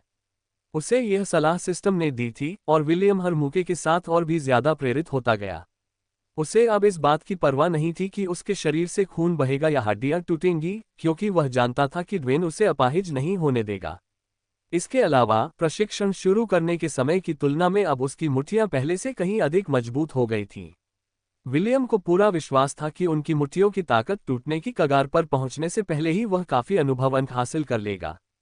उसने शुरुआत में जो कुछ अनुभव अंक अर्जित किए, वे सभी निहत्थे लड़ने की महारत नामक कौशल में आवंटित किए गए थे। योजक चिन्ह। निहत्थे युद्ध में महारत 10/10। आप निहत्थे रहकर लड़ने में कुशल हैं। ताकत में जोड़ 2 का संवर्धन बोनस जोड़ता है। निहत्थे हमलों से होने वाले नुकसान को 20% बढ़ाएं। योजक चिन्ह। बेशक जैसे जैसे विलियम को अधिक अनुभव अंक मिलते गए, भिक्षु वर्ग के लिए उसकी निष्क्रिय क्षमताओं की सूची भी बढ़ती गई। योजक चिन्ह। शानदार मुट्ठी 10/10। चपलता में जोड़ 1-0 का संवर्धन बोनस जोड़ता है। निहत्थे हमले में आपके प्रतिद्वंदी को अचेत करने की 5% संभावना होती है। योजक चिन्ह क्रेन स्टांस मास्टरी 5/5। इस शैली का उपयोग करते समय आपको जीवन शक्ति पर जोड़ 1-0 संवर्धन बोनस प्राप्त होता है। आप सारस की मुद्रा का अनुकरण करते हैं, अपनी बाहों को सारस के पंखों की नकल में रखते हुए और प्रवाह में रक्षात्मक गतियों का उपयोग करते हुए जो आपके दुश्मन पर जवाबी हमला करने के लिए एकदम सही है। यह आपको अपने खड़े होने की जगह से 3 वर्ग मीटर के दायरे में आसानी से घूमने की सुविधा देता है। योजक चिन्ह दूर से होने वाले हमलों को विक्षेपित करें 5/5। यह आपको अपनी ओर लक्षित प्रक्षेप्य हमलों को विक्षेपित करने का 30% मौका देता है। आपकी ओर लक्षित प्रत्येक प्रक्षेप्य के लिए विक्षेपण की संभावना 1% कम हो जाती है। योजक चिन्ह डायमंड फिस्ट। इसे अनलॉक करने के लिए 10 स्किल पॉइंट्स की आवश्यकता है। निहत्थे प्रहार करते समय आपकी मुट्ठियां हीरे जितनी कठोर हो जाती हैं। योजक चिन्ह जबरदस्त हमला। इसे अनलॉक करने के लिए 5 स्किल पॉइंट्स की आवश्यकता है। दिन में एक बार आप अपनी पूरी ताकत से बिना हथियार के एक जोरदार प्रहार कर सकते हैं। पहुंचाया गया नुकसान आपकी ताकत के गुणक को 20 से गुणा करने के बराबर है। योजक चिन्ह दर्द होने के बावजूद विलियम ने सहन किया और चट्टान पर ऐसे प्रहार करता रहा मानो उसकी जान उसी पर निर्भर हो। वह क्रेन स्टांस का इस्तेमाल कर रहा था ताकि उसका शरीर लड़ने की शैली के अनुकूल हो सके। सिस्टम के कहे अनुसार योद्धा अभ्यास से ही बलवान बनते हैं। विलियम के हर सटीक मौके के साथ उसकी तकनीक धीरे धीरे निखरती जा रही थी। दूर से देख रहे ड्वेन को भी यकीन नहीं हो रहा था कि विलियम कुछ ही महीनों के प्रशिक्षण के बाद इतनी तरक्की कर चुका है। अध्याय 96 ड्वेन का मार्शल आर्ट प्रशिक्षण भाग 3। मुझे पता था कि मैं एक अच्छा प्रशिक्षक हूँ, ड्वेन ने अपनी तारीफ करते हुए कहा। मंदिर का वो तथाकथित प्रतिभाशाली बच्चा सिर्फ इसलिए अपाहिज हो गया क्योंकि वो उतना अच्छा नहीं था। ये बच्चा तो असली काबिल है। विलियम ने मार्शल आर्ट का प्रशिक्षण शुरू करने के बाद से जो सुधार किया था उसे देखकर ड्वेन बहुत आत्मसंतुष्ट महसूस कर रहा था। वह तो यहाँ तक सोच रहा था कि सेलिन से बात करके विलियम को उन दोनों का आधिकारिक शिष्य बना ले। लोन लौटने पर मैं उससे पूछ लूंगा, ड्वेन ने मन ही मन सोचा। मैं इस शरारती बच्चे को टेम्पल ले जाकर उन तथाकथित होशियार खिलाड़ियों से मुकाबला करवाने के लिए बेताब हूँ। इसके बारे में सोचते ही मेरी मुट्ठियां खुजली करने लगती हैं। विलियम के मुक्केबाजी प्रशिक्षण पूरा करने के बाद भिक्षु ने उसे अपनी खुद की किकिंग तकनीक सिखाई। मार्शल आर्ट सीखने के प्रति उस लाल बालों वाले लड़के का दृढ़ संकल्प उसे ड्वेन के हर पाठ को गंभीरता से लेने के लिए प्रेरित कर रहा था। ड्वेन इतने अच्छे मूड में था कि विलियम द्वारा किक मारने की तकनीक में महारत हासिल करने के बाद उसने उसे कुछ चालाकी भरी हथेली से वार करना भी सिखाया जो करीबी मुकाबले में बेहद प्रभावी थे। विलियम का बुनियादी प्रशिक्षण पूरा होने के बाद उन्होंने उसे मुफ्त में मंकी स्टाफ मार्शल स्टाइल सिखाया। यह तकनीक देखने में किसी के मसखरेपन और मनोरंजन के साधन जैसी लगती थी, लेकिन जब इसका प्रयोग किया गया तो विलियम ने अपनी लकड़ी की छड़ी से ऐसे करतब दिखाए जिनसे वह अपने दुश्मनों को तब गंभीर रूप से घायल कर सकता था जब उन्हें इसकी बिल्कुल भी उम्मीद नहीं थी। योजक चिन्ह हाँ, चिल्लाते हुए विलियम ने ड्वेन का संतुलन बिगाड़ने के लिए साइड किक का इस्तेमाल किया। हालांकि ड्वेन ने अपने पैर से ही लड़के के हमले को नाकाम कर दिया। विलियम ने अपनी दोनों हथेलियों को जमीन पर दबाते हुए लातों की बौछार कर दी, जिससे ड्वेन को पीछे हटना पड़ा। जब विलियम ने अपना प्रशिक्षण पूरा कर लिया तो ड्वेन ने फैसला किया कि अब वह लड़का वास्तविक युद्ध के लिए तैयार है। विलियम की शारीरिक शक्ति और पदचिह्न को कम करने के लिए कई कलाकृतियों का उपयोग करते हुए ड्वेन ने अपने शिष्य में युद्ध कौशल विकसित करने के लिए उसके साथ अभ्यास किया। फिलहाल ड्वेन की शारीरिक क्षमता सिल्वर रैंक के शुरुआती स्तर पर थी। विडंबना यह है कि विलियम की युद्ध क्षमता गोल्ड रैंक के शुरुआती स्तर पर थी। हालांकि द्वंद्वयुद्ध में विलियम ड्वेन से एक स्तर ऊपर था, लेकिन ड्वेन के युद्ध अनुभव की कमी के कारण विलियम को बढ़त हासिल नहीं हो सकी। एक साधारण से हाथ के वार से ड्वेन ने विलियम को कुछ मीटर दूर फेंक दिया। उसने आगे कोई हमला नहीं किया और लड़के के संभलने का इंतजार किया। क्रेन स्टाइल रक्षात्मक शैली है, आक्रामक नहीं, ड्वेन ने याद दिलाया। हालांकि इसका इस्तेमाल आक्रामक रूप से भी किया जा सकता है, लेकिन जब आप अपने से अधिक शक्तिशाली दुश्मन से निपट रहे हो तो इस शैली की क्षमताओं का ही उपयोग करना सबसे अच्छा होगा। जी हाँ, तीसरे गुरु, विलियम ने क्रेन स्टांस करते हुए उत्तर दिया। मैं आपकी शिक्षाओं को याद रखूंगा। ड्वेन मुस्कुराया और आक्रामक भूमिका निभाने लगा। दोनों एक बार फिर मुख को लातों और हाथों के वारों की बौछार के साथ भिड़ गए। विलियम बार बार पीछे धकेला जाता, लेकिन हर बार गिरने के बाद वह उठ खड़ा होता। दिन हफ्तों में और हफ्ते महीनों में बदलते गए, विलियम की युद्ध शैली आखिरकार आकार ले चुकी थी। ड्वेन को गर्व महसूस हुआ क्योंकि उस युवा लड़के ने उसकी उम्मीदों से कहीं बेहतर प्रदर्शन किया था। इससे उसे एहसास हुआ कि शिष्य रखना कोई बुरा विचार नहीं था। समस्या बस इतनी थी कि विलियम जितने काबिल बच्चे बहुत कम थे।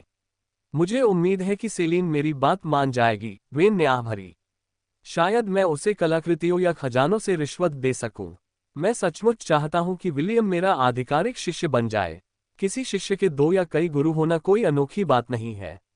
जब ड्वेन गहरी सोच में डूबा हुआ था, विलियम झील के चारों ओर हाथों के बल खड़ा होकर चक्कर लगा रहा था। अगर ओलिवर उसे देख लेता तो वह जरूर उस छोटे लड़के को चिढ़ाता और उसे बंदर कहता। योजक चिन्ह। विलियम ने ड्वेन के मार्गदर्शन में 1 वर्ष बिताया। भिक्षु अपने अस्थायी शिष्य के प्रदर्शन से बहुत संतुष्ट थे। यदि लड़के को अन्य प्रकार के प्रशिक्षण की आवश्यकता न होती तो वे उसे अपने साथ ही रहकर मार्शल आर्ट की उच्चतर विधाएं सीखने के लिए प्रोत्साहित करते। फिलहाल विलियम की निहत्थे युद्ध क्षमता स्वर्ण श्रेणी की थी। ड्वेन को यह नहीं पता था कि 1 साल के गहन प्रशिक्षण में विलियम ने अपने भिक्षु कार्य वर्ग का उच्चतम स्तर प्राप्त कर लिया था। विलियम ने दर्द और पीड़ा सहते हुए यह उपलब्धि हासिल की। यहाँ तक कि आराम के समय में भी वह पत्थरों पर मुक्के मारता रहता था। अगर मुक्के मारने के लिए पत्थर न होते तो वह जमीन पर मुक्के मारता था। दुर्भाग्यवश विलियम भिक्षु पद की श्रेणी में अगले स्तर तक नहीं पहुंच सका क्योंकि इसके लिए एक शर्त थी। इस पद की श्रेणी में उन्नयन से पहले विलियम को भिक्षु मंदिर जाकर देवताओं से प्रार्थना करनी थी। ड्वेन ने विलियम के युद्ध प्रशिक्षण में कोई कसर नहीं छोड़ी और विलियम द्वारा अपनी युद्ध शैली में महारत हासिल कर लेने के बाद दोनों लगभग हर दिन अभ्यास करते थे। ड्वेन से लगातार एक तरफा मार खाने के कारण लाल बालों वाले विलियम की युद्ध कुशलता में जबरदस्त सुधार हुआ था। ओवन ने उसकी सहनशक्ति बढ़ाने में मदद की थी। ट्रेंट ने उसे अपनी समझ को बेहतर बनाना सिखाया था और ड्वेन ने उसे मार्शल आर्ट सिखाया जिसमें उसने जो कुछ भी सीखा था उसे मिलाकर एक ऐसी युद्ध शैली बनाई जो उसके लिए उपयुक्त थी। भले ही तुम थोड़े समय के लिए ही मेरे शिष्य रहे हो, मुझे तुम पर बहुत गर्व है, ड्वेन ने मुस्कुराते हुए विलियम के कंधे पर थपथपाते हुए कहा। हमारी शिक्षा यही समाप्त होती है। अब तुम्हारे प्रशिक्षण के अगले चरण में जाने का समय आ गया है। धन्यवाद तीसरे गुरु, विलियम ने उत्तर दिया और ड्वेन को कृतज्ञतापूर्वक प्रणाम किया। वह भी गंजे भिक्षु के साथ अपना प्रशिक्षण रोकना नहीं चाहता था क्योंकि उसे लग रहा था कि उसे अभी बहुत कुछ सीखना बाकी है। फिर भी वह जानता था कि यही सर्वांगीण होने का अभिशाप है। यदि वह अपने ज्ञान का दायरा बढ़ाना चाहता है तो वह कभी भी केवल एक ही विषय पर ध्यान केंद्रित नहीं कर सकता। चलो लोंट वापस चलते हैं, ड्वेन मुस्कुराया। तुम्हारे अगले प्रशिक्षक ने कहा है कि तीरंदाजी प्रशिक्षण शुरू करने से पहले तुम्हें 2 दिन की छुट्टी मिलेगी। विलियम ने अपने गुरु की मुस्कान का जवाब देते हुए सिर हिलाकर सहमति जताई।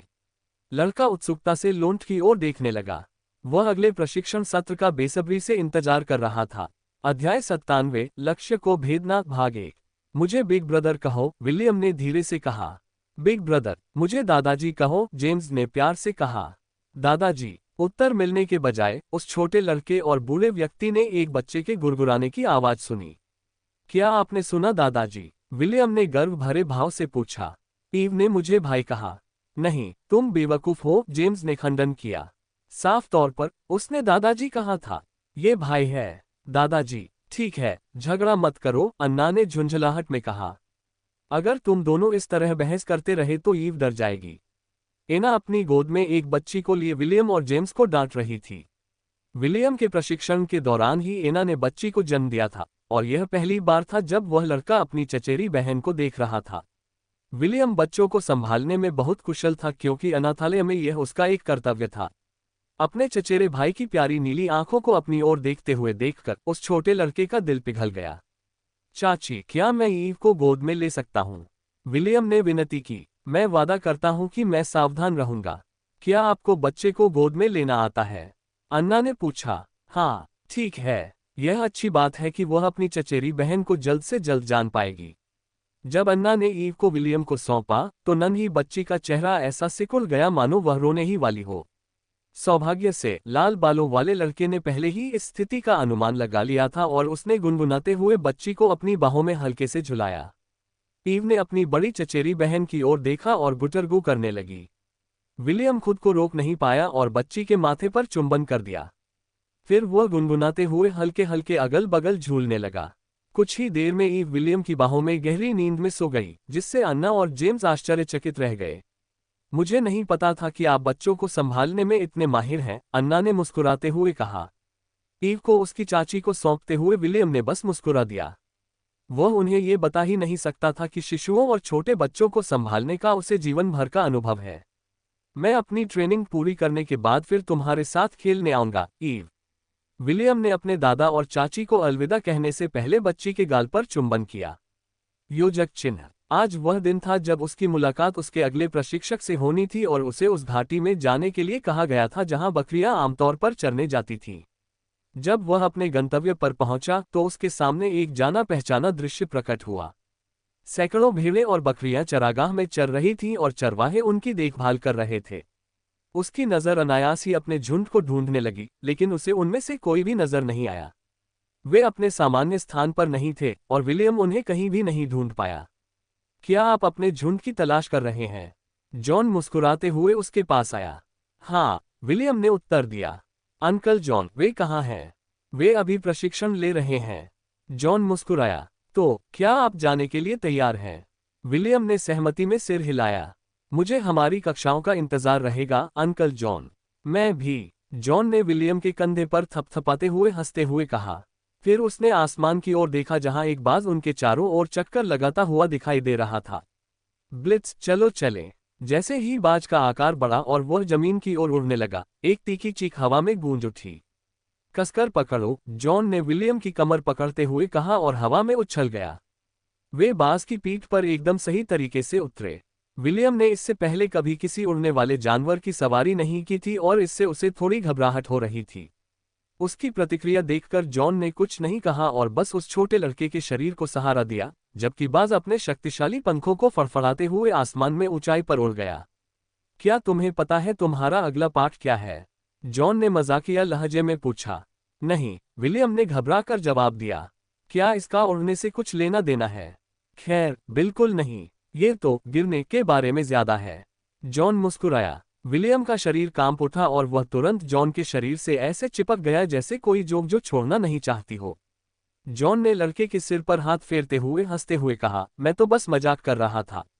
ये सिर्फ एक मजाक था। चाचा जी, कृपया इस तरह के मजाक मत कीजिए, विलियम ने विनती की। जॉन ने सिर हिलाया और पूरी यात्रा के दौरान कुछ नहीं बोला।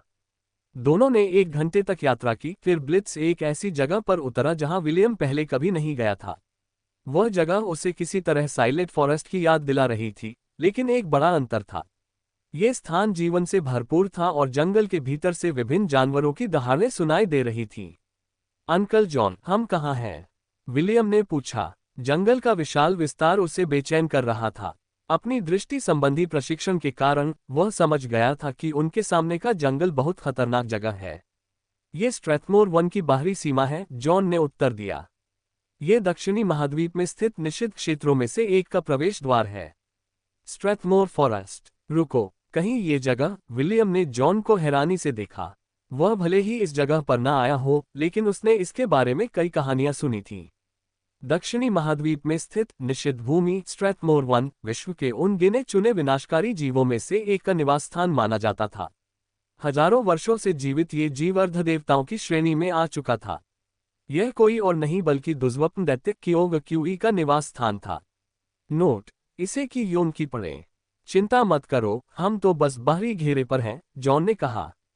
स्ट्रैथमोर जंगल सैकड़ों मील तक फैला हुआ है और बिग बॉस इसके सबसे दूर वाले छोर पर स्थित है। वह हम जैसे 2 नन्हे चींटियों से पंगा लेने में इतना ऊब नहीं जाएगा। वैसे भी निषिद्ध भूमि में केवल 20 वर्ष से कम आयु के लोग ही प्रवेश कर सकते हैं। अंकल जॉन, मैं सिर्फ 11 साल का हूँ। मुझे पता है। क्या मैं अभी घर जा सकता हूँ? बिल्कुल नहीं, जॉन ने विलियम के कंधे को मजबूती से पकड़ते हुए कहा। चिंता मत करो, हम जंगल की गहराई में नहीं जाएंगे। हम बस बाहरी घेरे में खेलेंगे। क्या तुम उत्साहित नहीं हो? वाह, मैं बहुत उत्साहित हूँ, विलियम ने व्यंग्यात्मक लहजे में कहा। जॉन मुस्कुराया और अपनी अंगूठी में रखे सामान में से एक छोटा धनुष और तीरों से भरा तरकश निकालकर विलियम को दे दिया। क्या आपने पहले कभी धनुष चलाया है? जॉन ने पूछा। नहीं, विलियम ने उत्तर दिया। मैं तुम्हें यहाँ तीरंदाजी सिखाने के लिए लाया हूँ, जॉन ने समझाया।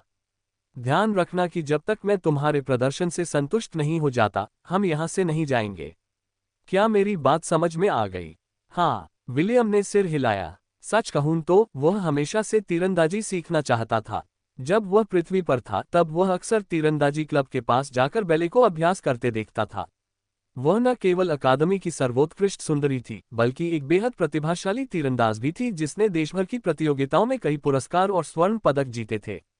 विलियम अक्सर उसके करीब रहने के लिए तीरंदाजी क्लब में शामिल होने के बारे में सोचता था, लेकिन उसकी बीमारी उसे ऐसा करने से रोकती थी। काले बालों वाली उस खूबसूरत महिला की छवि ने विलियम को अपने हाथ में धनुष को कसकर पकड़ने पर मजबूर कर दिया। हालांकि वह पृथ्वी पर तीरंदाजी नहीं सीख पाया था, लेकिन हेस्टिया पर इसे सीखने में अभी देर नहीं हुई थी। मुझे तुम्हारी आंखें पसंद हैं, जॉन ने विलियम की दृढ़ निश्चय से चमकती हल्की हरी आंखों की ओर देखते हुए प्रशंसा की। तीरंदाजी सीखने के लिए तुम्हें पहले धनुष पकड़ना सीखना होगा। जॉन ने अपने धनुष का उपयोग करके धनुष चलाने की सही मुद्रा का प्रदर्शन किया और विलियम को तीर चलाने की चरण दर चरण प्रक्रिया दिखाई। विलियम ने तुरंत सिस्टम से अपना सबक्लास आर्चर में बदलने का अनुरोध किया।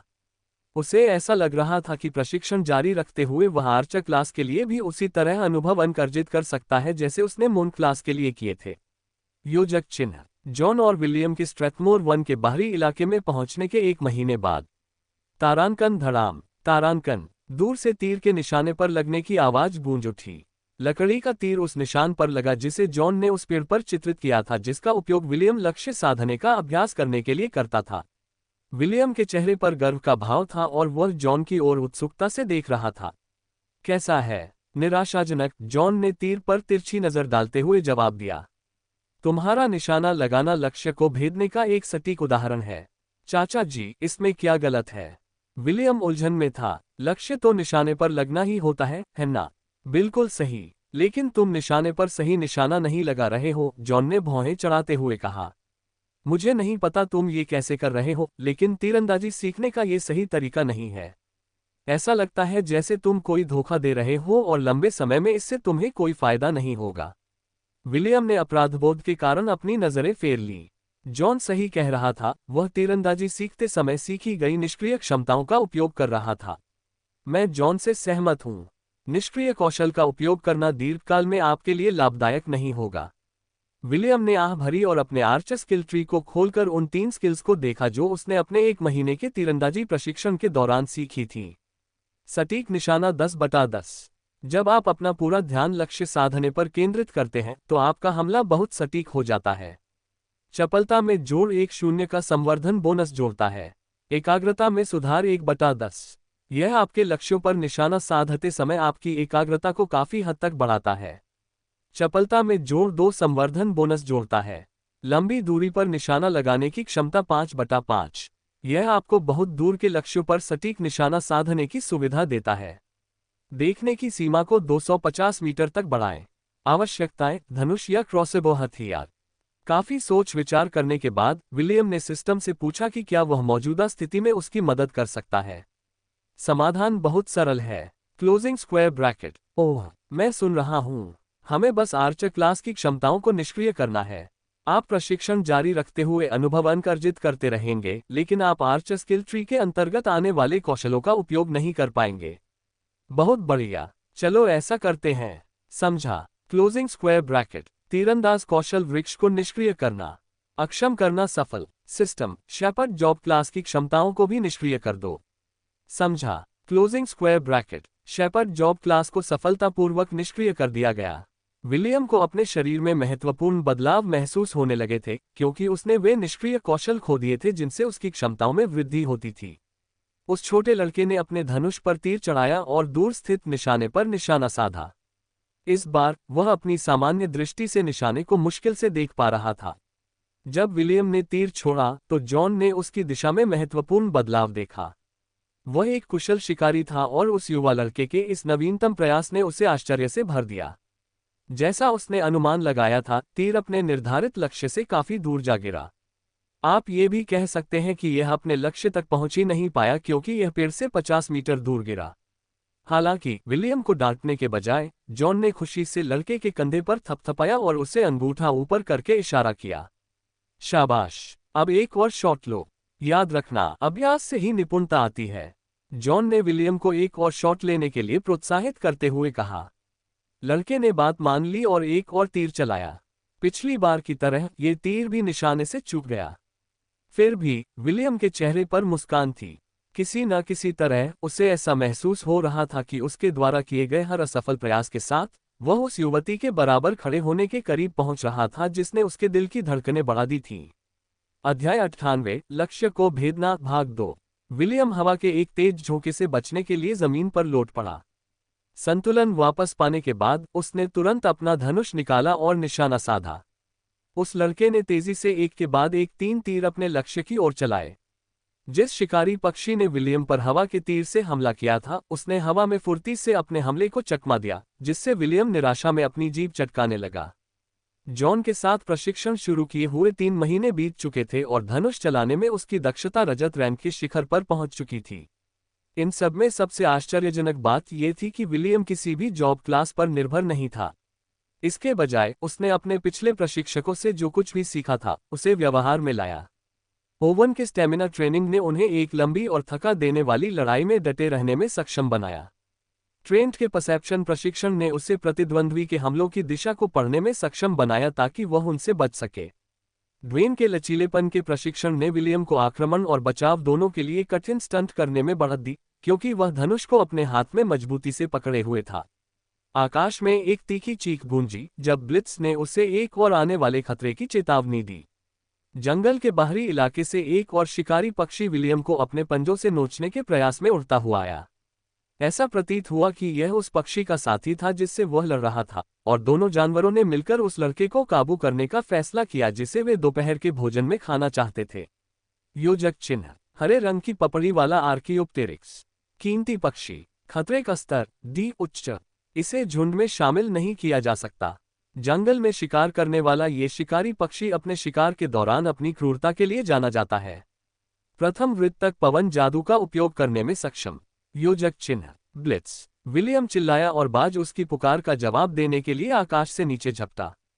छोटा लड़का बाज की पीठ पर कूद गया और दोनों शिकारी पक्षियों को तिरछी नजर से देखा। अगर यह सिर्फ एक की लड़ाई होती तो विलियम को पूरा भरोसा था कि वह उसे हरा देगा, लेकिन चूंकि उनकी मदद के लिए दूसरे पक्षी भी आ गए थे, इसलिए लड़के ने पीछे हटने का फैसला किया। वह मूर्ख नहीं था। उसकी नौकरी की योग्यता तय हो जाने के बाद 2D श्रेणी के राक्षसों से लड़ना आत्महत्या के समान था। अपने शक्तिशाली पंखों को फड़फड़ाते हुए बाज जंगल के बाहरी इलाके से निकला और एक छोटे से शिविर के पास उतरा जहां उसका स्वामी जॉन उनका इंतजार कर रहा था। कैसा रहा? जॉन ने पूछा। विलियम ने अपना सिर हिलाया। जॉन ने उसे दोपहर के भोजन के लिए जंगल के अंदर उपयुक्त शिकार खोजने का काम सौंपा था, लेकिन उसे कोई ऐसा जानवर नहीं दिखा जिससे आसानी से निपटा जा सके, इसलिए उसने किसी ऐसे प्रतिद्वंद्वी को खोजने की उम्मीद में जंगल के बाहरी इलाके में चक्कर लगाने का फैसला किया जिसे वह मार गिरा सके। 1 घंटे की खोज के बाद आखिरकार उसे एक सींगदार खरगोश जमीन खोदता हुआ मिला। वह उसे मारने ही वाला था कि तभी हरे रंग के शल्कों वाले आर्कियोप्टेरिक्स ने उसे रोक दिया। स्वाभाविक रूप से सींग वाले खरगोश को चेतावनी मिली और वह तुरंत भाग गया। दूसरी ओर विलियम ने शिकारी पक्षी से मुकाबला किया क्योंकि उसे लगा कि वह उसे हरा सकता है। दुर्भाग्य से आर्कियोप्टेरिक्स बहुत ही ताकतवर था। दोनों के बीच 15 मिनट तक लड़ाई चली, जिसके बाद उसका साथी मदद के लिए आ गया और विलियम के पास पीछे हटने के अलावा कोई विकल्प नहीं बचा। लगता है आज दोपहर के खाने में उबले हुए आलू होंगे। जॉन ने मुस्कुराते हुए अपने स्टोरेज रिंग से 4 आलू निकाले। विलियम ने आह भरी क्योंकि लगातार तीसरे दिन उन्हें उबले हुए आलू ही खाने पड़ रहे थे। ब्लिट्स उन्हें छोड़कर अपने दोपहर के भोजन के लिए शिकार करने चला गया। वह उस तरह का पक्षी था जो अपना शिकार दूसरों के साथ बांटना पसंद नहीं करता था। क्या हुआ? जॉन ने अपने बगल में आहें भर रहे उदास लड़के को घूरते हुए पूछा। अब मुझे समझ में आया कि चलते फिरते लक्ष्य को निशाना बनाना कितना मुश्किल होता है, विलियम ने आग पर रखे आलू के बर्तन को देखते हुए जवाब दिया। स्थिर अवस्था में उन्हें निशाना बनाना कहीं ज्यादा आसान होता है। अगर कोई तुम्हें धनुष से तीर मारे तो क्या तुम स्थिर रहोगे? जॉन ने पूछा। बिल्कुल नहीं, विलियम ने उत्तर दिया। मैं मरना नहीं चाहता। सही, जॉन ने सिर हिलाया। स्वाभाविक रूप से जिन जानवरों से आप लड़ रहे हैं वे भी मरना नहीं चाहते, लेकिन दुनिया का यही नियम है, या तो आप शिकारी होते हैं या शिकार। ये दोनों भूमिकाएं किसी भी क्षण बदल सकती हैं। एक पल आप शिकारी होते हैं, अगले ही पल आप शिकार बन जाते हैं। विलियम जानता था कि जॉन उसे सच बता रहा है। ऐसा ही तब हुआ था जब उन्होंने पहली बार हॉबगोब्लिन शमन से लड़ाई की थी। वे शिकारी थे, लेकिन उन्होंने एक लोहे की प्लेट को लात मारी थी। अंत में पासा पलट गया और हॉबगोब्लिन शमन ने लगभग उनकी पूरी टोली को खत्म कर दिया था। तो फिर चलते फिरते लक्ष्यों को कैसे निशाना बनाते हैं? विलियम ने पूछा। उसे उम्मीद थी कि जॉन उसे कुछ सलाह दे सकता है। अंदाजा लगाओ कि वे आगे कहाँ जाएंगे, जॉन ने जवाब दिया। इसीलिए मैंने तुम्हें हमारे भोजन का शिकार करने को कहा था। तुम्हें अपनी सूझबूझ का इस्तेमाल करके अपने लक्ष्य की अगली चाल का अनुमान लगाना होगा। इस तरह तुम उन पर सटीक निशाना लगा पाओगे। भविष्यवाणी करो, विलियम ने भौहें चढ़ा ली। हरे रंग के शल्क वाले आर्कियोप्टेरिक्स की गतिविधियां इतनी अनियमित थीं कि उसके लिए भविष्यवाणी करना असंभव था। विलियम को यह नहीं पता था कि तीरंदाजी के अलावा जॉन की भूमिका उसे दुश्मन की शारीरिक भाषा को पढ़ना सिखाना भी थी। सभी मार्शल आर्टिस्ट इस क्षेत्र में निपुण होते हैं, लेकिन शिकारी अपने लक्ष्यों पर विशेष ध्यान देते हैं। दूर से दुश्मन पर निशाना साधना आसान काम नहीं है। इसके लिए गहरी एकाग्रता और सटीक दृष्टि की आवश्यकता होती है ताकि लक्ष्य पर सटीक प्रहार किया जा सके। जॉन का पेशा हवाई योद्धा का था। वह एक शिकारी था जो अपने घोड़े ब्लिट्स पर सवार होकर हवा से अपने लक्ष्यों को निशाना बनाने में माहिर था। चलते फिरते लक्ष्यों का शिकार करने में वह माहिर था। इसी वजह से वह स्ट्रैथमोर हॉन्ट वुल्फ को तब तक रोके रखने में कामयाब रहा जब तक जेम्स और बाकी लोग उसकी मदद के लिए नहीं आ गए। एक और महीना बीत गया और विलियम स्ट्रैथमोर जंगल के बाहरी इलाके में शिकार करने का आदी हो गया था। जॉन की सलाह की बदौलत वह 10 प्रयासों में से 6 बार निशाना साधने में सक्षम था। हालांकि सफलता दर बस ठीक ठाक ही थी, लेकिन विलियम के तीरंदाजी कौशल में यह एक बड़ा सुधार था। उसने अभी अभी एक जंगली सुअर का शिकार किया ही था कि उसे जंगल में पक्षियों की चहचहाहट सुनाई दी। विलियम की अंतरात्मा ने उसे आगाह कर दिया कि खतरा करीब आ रहा है। उस लड़के ने बिना सोचे समझे जंगल से बाहर निकलने के रास्ते की ओर दौड़ लगाए। हालांकि उसे जंगली सुअर को पीछे छोड़ने का अफसोस था, लेकिन उसका जीवन अधिक महत्वपूर्ण था। वह अभी महज 20 मीटर ही चला था कि एक काले पंखों वाले पैंथर ने बगल से उस पर झपट्टा मारा। विलियम पहले ही बाईं ओर कूद चुका था, लेकिन पैंथर के पंजे फिर भी उसकी छाती पर खरोंच लगाने में कामयाब रहे। सौभाग्य से घाव ज्यादा गहरा नहीं था, लेकिन फिर भी विलियम के कपड़े उसके खून से सन गए। विलियम ने भय से अपने हमलावर को देखा, क्योंकि उसकी अवलोकन क्षमता ने उसके सामने मौजूद प्राणी की पहचान कर ली थी। योजक चिन्ह, शैडो फैंग, पंखों वाला काला पैंथर, खतरे का स्तर सी मध्यम। इसे झुंड में शामिल नहीं किया जा सकता। एक ऐसा पैंथर जो अपने शिकार पर घातक हमला करने से पहले पीछे से उसका पीछा करना पसंद करता था। सुंदर होने के साथ साथ भयंकर भी, ये दानव जमीन और आकाश दोनों में एक कठिन प्रतिद्वंद्वी है। सिस्टम, मेरे जॉब क्लासेस को अभी अनलॉक करो, विलियम ने आदेश दिया। वह जानता था कि अब अपनी शक्ति को रोकने का समय नहीं था, क्योंकि वह एक ऐसे प्रतिद्वंदी से लड़ रहा था जो उसकी मां एला के वॉर आइबेक्स रूप से भी अधिक शक्तिशाली था। विलियम ऐसे प्रतिद्वंद्वी के खिलाफ जोखिम नहीं लेना चाहता था। नौकरी के वर्गों को खोलना, सील हटा दी गई है। मेजबान की क्षमताएं सफलतापूर्वक अनलॉक हो गई हैं। अपनी शक्तियों के उजागर होने के बाद विलियम को अपने शरीर में हल्कापन और मजबूती महसूस होने लगी। सिस्टम, मेरी उपश्रेणी को भिक्षु में बदल दो। विलियम ने अपने धनुष को अपनी भंडारण अंगूठी के अंदर रखा और जल्दबाजी में भाग गया। उसने अपनी गति हेवनली फैंटम का उपयोग करते हुए पेड़ों के बीच से टेढ़े मेढ़े रास्ते से भाग निकला। शैडो फैंग ने तिरस्कार भरी निगाहों से उसकी ओर देखा और अपने शिकार का पीछा करते हुए एक शाखा से दूसरी शाखा पर कूदता रहा। जब पैंथर विलियम के पास वाले पेड़ पर कूदने ही वाला था, तभी लड़के ने पूरी ताकत से पेड़ की छाल पर लात मारी, जिससे पेड़ 2 हिस्सों में फट गया। अचानक हुए इस बदलाव से पैंथर चौंक गया और उसने उतरने के लिए अपने पंख फड़फड़ाए। विलियम ने शैडो फैंग की ओर बढ़ने और अपने भिक्षु शस्त्रागार में मौजूद सबसे शक्तिशाली तुरूप का पत्ता, यानी अति प्रभावशाली प्रहार का प्रयोग करने के लिए उस अवसर का लाभ उठाया। योजक चिन्ह, जबरदस्त हमला। दिन में एक बार आप अपनी पूरी ताकत से बिना हथियार के एक जोरदार प्रहार कर सकते हैं। पहुंचाया गया नुकसान आपकी ताकत के गुणक को 20 से गुना करने के बराबर है। नॉकबैक प्रभाव। योजक चिन्ह, विलियम की मुट्ठी पैंथर के पैर से टकराते ही जंगल में एक जोरदार आवाज गूंज उठी। विलियम के पूरे बल के प्रहार से पैंथर दर्द से कराह उठा और दूर जा गिरा। उसका अगला पैर असामान्य रूप से मुड़ गया था, जिससे ये साबित हो गया कि लड़के ने अपने हमलावर को सफलतापूर्वक अपंग कर दिया था। हालांकि लड़ाई अभी खत्म नहीं हुई थी। पैंथर ने अपने पंख फड़फड़ाए और कई पंख विलियम की ओर उड़ गए। शैडो फैन के पंख स्टील जितने सख्त थे और दुश्मन से निपटने के लिए वह उनका इस्तेमाल दूर से वार करने वाले हथियार के रूप में कर सकता था। विलियम ने पंखों से बचने के लिए अपने शरीर को एक अप्राकृतिक कोण पर मोड़ा, जो केवल उसकी लचीलेपन के कारण ही संभव था। हमले से बच निकलने के बाद विलियम भाग गया क्योंकि यही उसके पास भागने का एकमात्र मौका था। उसे उम्मीद थी कि पंखों वाला पैंथर हार मान लेगा और उसे अकेला छोड़ देगा। अफसोस की बात है कि उसकी प्रार्थना किसी ने नहीं सुनी, क्योंकि जंगल में प्रतिशोध की गर्जना गूंज उठी। यद्यपि उसका अगला पैर अपंग था, फिर भी शैडो फैंग हवा में उड़कर अपने शरीर को हिला सकता था। जब विलियम जंगल से बाहर निकला तो शैडो फैंग पहले से ही उसके ऊपर था और उसकी जान लेने के लिए तैयार था। तभी आसमान में एक तेज चीख गूंजी और ब्लिट्स अपने पंजों से हमला करने के लिए तैयार पंखों वाले पैंथर से टकरा गया। शैडो फैंग को विलियम का सिर उसके शरीर से अलग करने की अपनी योजना को छोड़ना पड़ा और उसने उस बात से भिड़ने के लिए रुख किया जिसने उसके रास्ते में आने की हिम्मत की थी। पैंथर और बाज आमने सामने की लड़ाई में उलझ गए। वे एक दूसरे को पंजे मारते, चोंच मारते, झपट्टा मारते और हवा में काटते रहे। विलियम बस इस तमाशे को देखता रह गया जिसमें दोनों जानवर एक दूसरे से जी जान से लड़ रहे थे।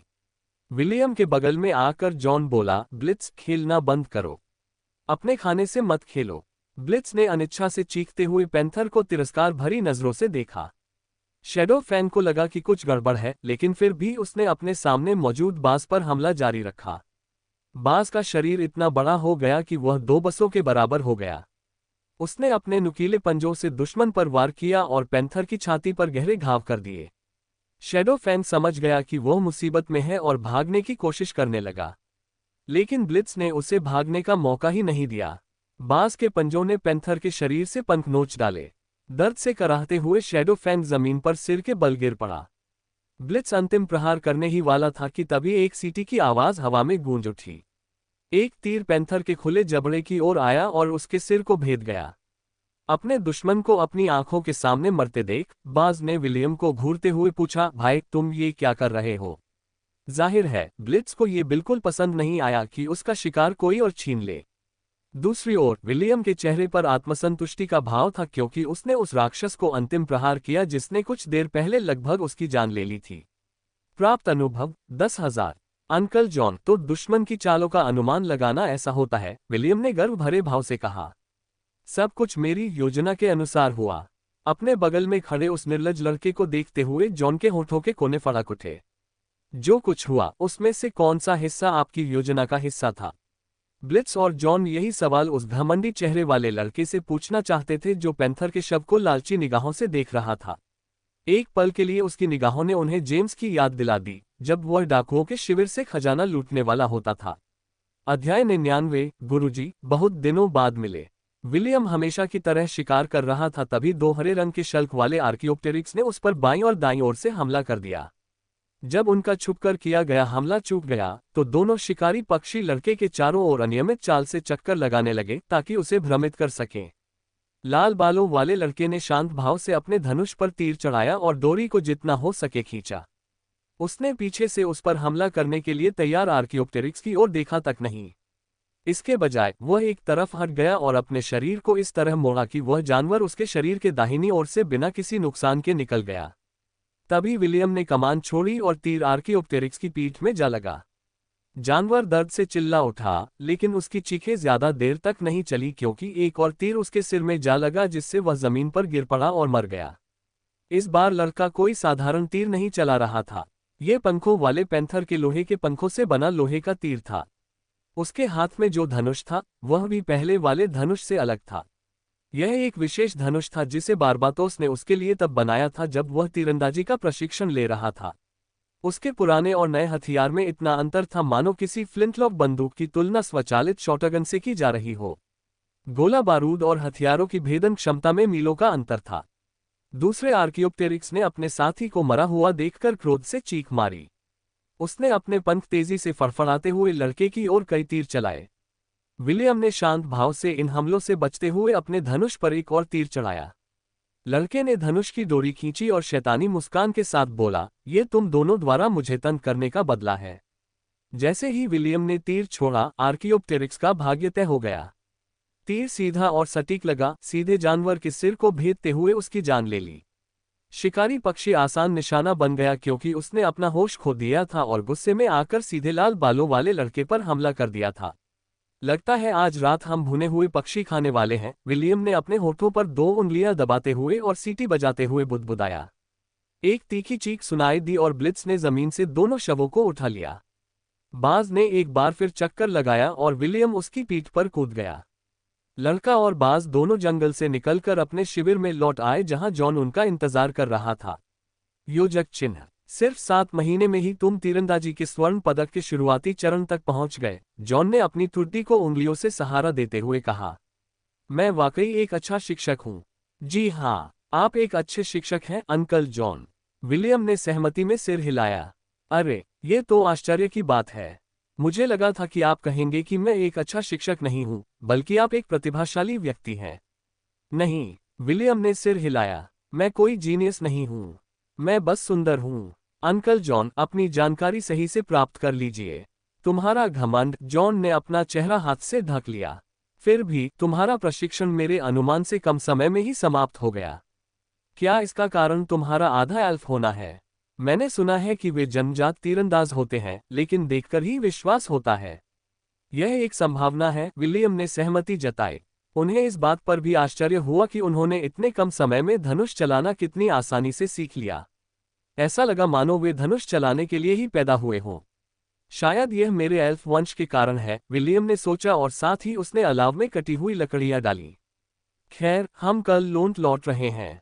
जॉन ने जिम्हाई ली। अब आपके अगले प्रशिक्षक से मिलने का समय आ गया है। विलियम मुस्कुराया और सिर हिलाया। ठीक उसी क्षण उसके दिमाग में एक जानी पहचानी सूचना की आवाज सुनाई दी। योजक चिन्ह। डिंग। विशेष खोज। योद्धा का जन्म 2 पूरी हुई। पुरस्कार 1000 गॉड पॉइंट्स। डिंग। चेन क्वेस्ट सक्रिय हो गया। विशेष खोज। एक योद्धा का जन्म 3। किसी एक नौकरी वर्ग के लिए बुनियादी प्रशिक्षण पूरा करें। पुरस्कार 2000 गॉड पॉइंट्स। योजक चिन्ह। 2000 गॉड पॉइंट्स। विलियम ने पलकें झपकाईं। बढ़ गए। खैर, मुझे कोई शिकायत नहीं है। जितने ज्यादा हो उतना अच्छा। भिक्षु और तीरंदाज का प्रशिक्षण पूरा करने के बाद अर्जित किए गए 2000 गॉड पॉइंट्स को देखकर उस युवक ने आह भरी। गॉड शॉप में सामान बहुत महंगा था और विलियम कुछ भी काम की चीज नहीं खरीद सका। उसने सिस्टम से सुझाव मांगा और सिस्टम ने उसे एक हथियार दिखाया जिसे देखकर वह उत्सुकता से भर आया। हालांकि उसकी कीमत 50,000 गॉड पॉइंट्स थी। उसे पहले मिले 90% छूट वाले कूपन के साथ उसे दुकान से इसे खरीदने के लिए 3000 और गॉड पॉइंट्स की आवश्यकता होगी। विलियम अब उस हथियार को खरीदने के लिए पर्याप्त गॉड पॉइंट्स इकट्ठा करने के लिए पहले से कहीं अधिक उत्साहित था, जिसे सिस्टम ने उसे सुझाया था। चाचा जी, मुझे कोई सस्पेंस नहीं चाहिए। बस मुझे बता दीजिए कि अगला प्रशिक्षक कौन होगा, विलियम ने विनती की। चिंता मत करो, तुम उसे बहुत अच्छे से जानते हो, जॉन ने मुस्कुराते हुए जवाब दिया। तुम मुझसे 100 बार भी पूछ लो, मैं राज नहीं खोलूंगा। बेहतर होगा कि तुम बस इंतजार करो और देखो कि तुम्हारा अगला प्रशिक्षक कौन होगा। ठीक है। विलियम पीछे हट गया और बस खाना पकाने पर ध्यान देने लगा। उसका अगला प्रशिक्षक कोई भी हो, उसे पूरा भरोसा था कि वह हर चुनौती का सामना कर लेगा। कम से कम उस समय तो उसे यही लगा था। योजक चिन्ह। सामने खड़ी खूबसूरत महिला को देखते हुए विलियम ने हल्की खांसी की। वह और जॉन अभी अभी लोंट पहुंचे ही थे कि सीन मुस्कुराते हुए उनके सामने प्रकट हो गई। बड़े दिनों बाद मिले, स्वामी जी। विलियम ने एक ऐसी मनमोहक मुस्कान दी जो बूढ़ी महिलाओं को उसे कुछ अच्छा खाने को देने के लिए काफी थी। जी हाँ, सेलीन ने प्यारी सी मुस्कान के साथ जवाब दिया। हमें मिले हुए 2 साल हो गए थे। क्या आपको मुझसे कुछ चाहिए, स्वामी? मैं तुम्हें लेने यहाँ आया हूँ। मुझे लेने आओगे? विलियम ने हैरानी से अपनी आंखें झपकाईं। अचानक उसके मन में एक भयानक ख्याल आया। मालिक, कहीं ऐसा तो नहीं कि तुम्हारे प्रशिक्षण का अगला चरण शुरू होने वाला है। सेलीन ने अपने इकलौते शिष्य के सिर पर हल्के से हाथ फेरा। चलो, विलियम। सुंदर महिला ने विलियम के जवाब का इंतजार भी नहीं किया और लड़के को घसीटते हुए ले गई। जॉन केवल उस बेचारे छोटे चरवाहे को हाथ हिलाकर विदा कर सका, जिसने मानो सारी प्रतिरोध क्षमता छोड़ दी थी, और सेलीन को उसे अपने घर ले जाने दिया। मुझे पता था कि 2000 गॉड पॉइंट्स का इनाम सच होने के लिए बहुत अच्छा था, विलियम ने सोचा और आज्ञाकारी रूप से अपनी मालकिन सेलीन के पीछे पीछे उसके घर वापस चला गया। 2 साल से अधिक समय बाद घर में प्रवेश करते ही उस छोटे लड़के का शरीर कांप उठा। सब कुछ पहले जैसा ही लग रहा था, यहाँ तक कि तोता बंदर ओलिवर भी अपनी हमेशा वाली जगह पर बैठा था और विलियम को ऐसे घूर रहा था मानो उसे कोई नया दिलचस्प खिलौना मिल गया हो जिससे वह खेल सके। अध्याय 100। स्वामी जी, यह मेरा पहला अनुभव है। छोटे विल, मुझे तुम्हारी बहुत याद आई, सेलिन ने विलियम के चेहरे को सहलाते हुए कहा। मुझे तुम्हारे हाथ का बना खाना भी बहुत याद आया। क्या तुम रात के खाने के लिए कुछ अच्छा बना सकते हो? जरूर गुरुजी, विलियम ने उत्तर दिया। सेलिन का कोमल हाथ कुछ और सेकंड के लिए उसके चेहरे पर ठहर गया, फिर उसने लड़के के सिर पर थपथपाया। मुझे डिनर का इंतजार है, सेलिन ने आंख मारते हुए कहा।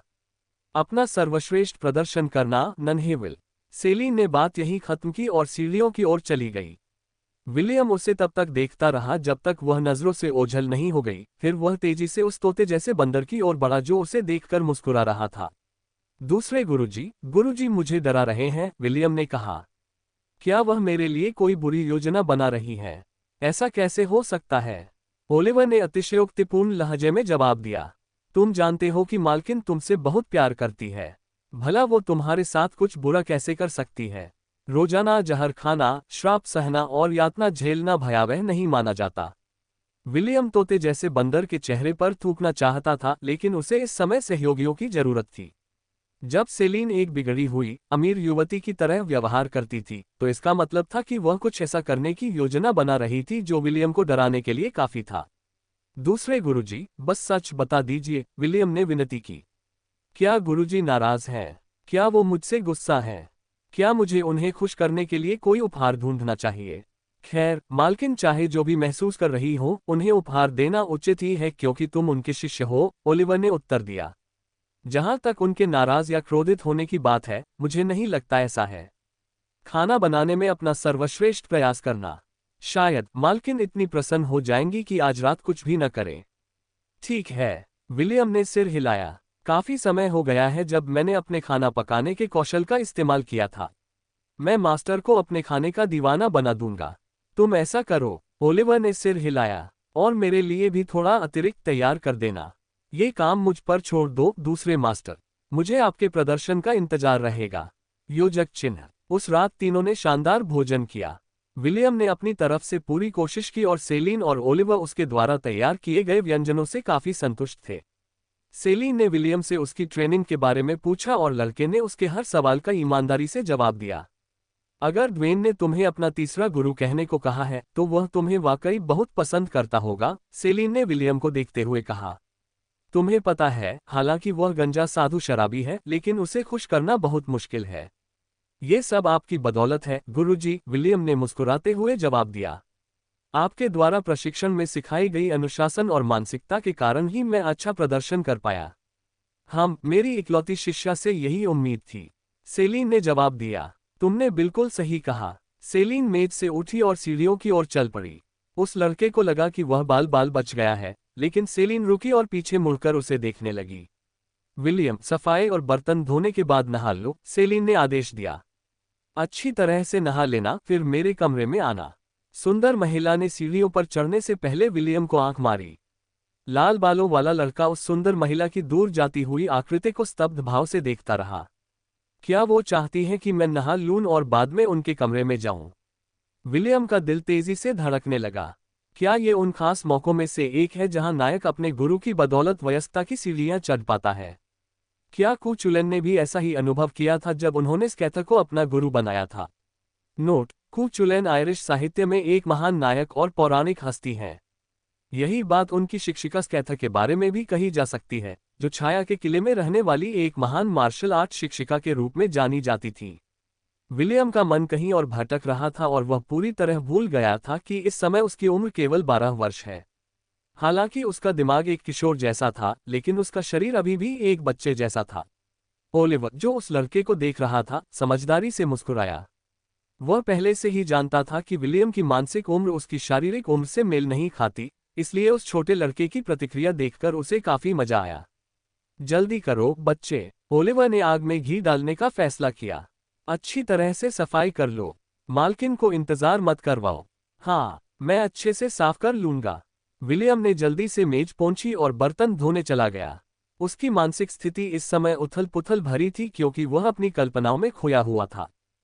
विलियम ने अपने बेतहाशा धड़कते दिल को शांत करने के लिए कुएं के ठंडे पानी से स्नान किया। अपने शरीर के हर कोने को अच्छी तरह से साफ करने के बाद उसने नहाने के तौलिए से खुद को सुखाने से पहले एक बार फिर उसे धोया। फिर उसने अपने भंडार में से सबसे साफ नाइट शर्ट निकाली और अपने बालों को अच्छे से कंघी किया।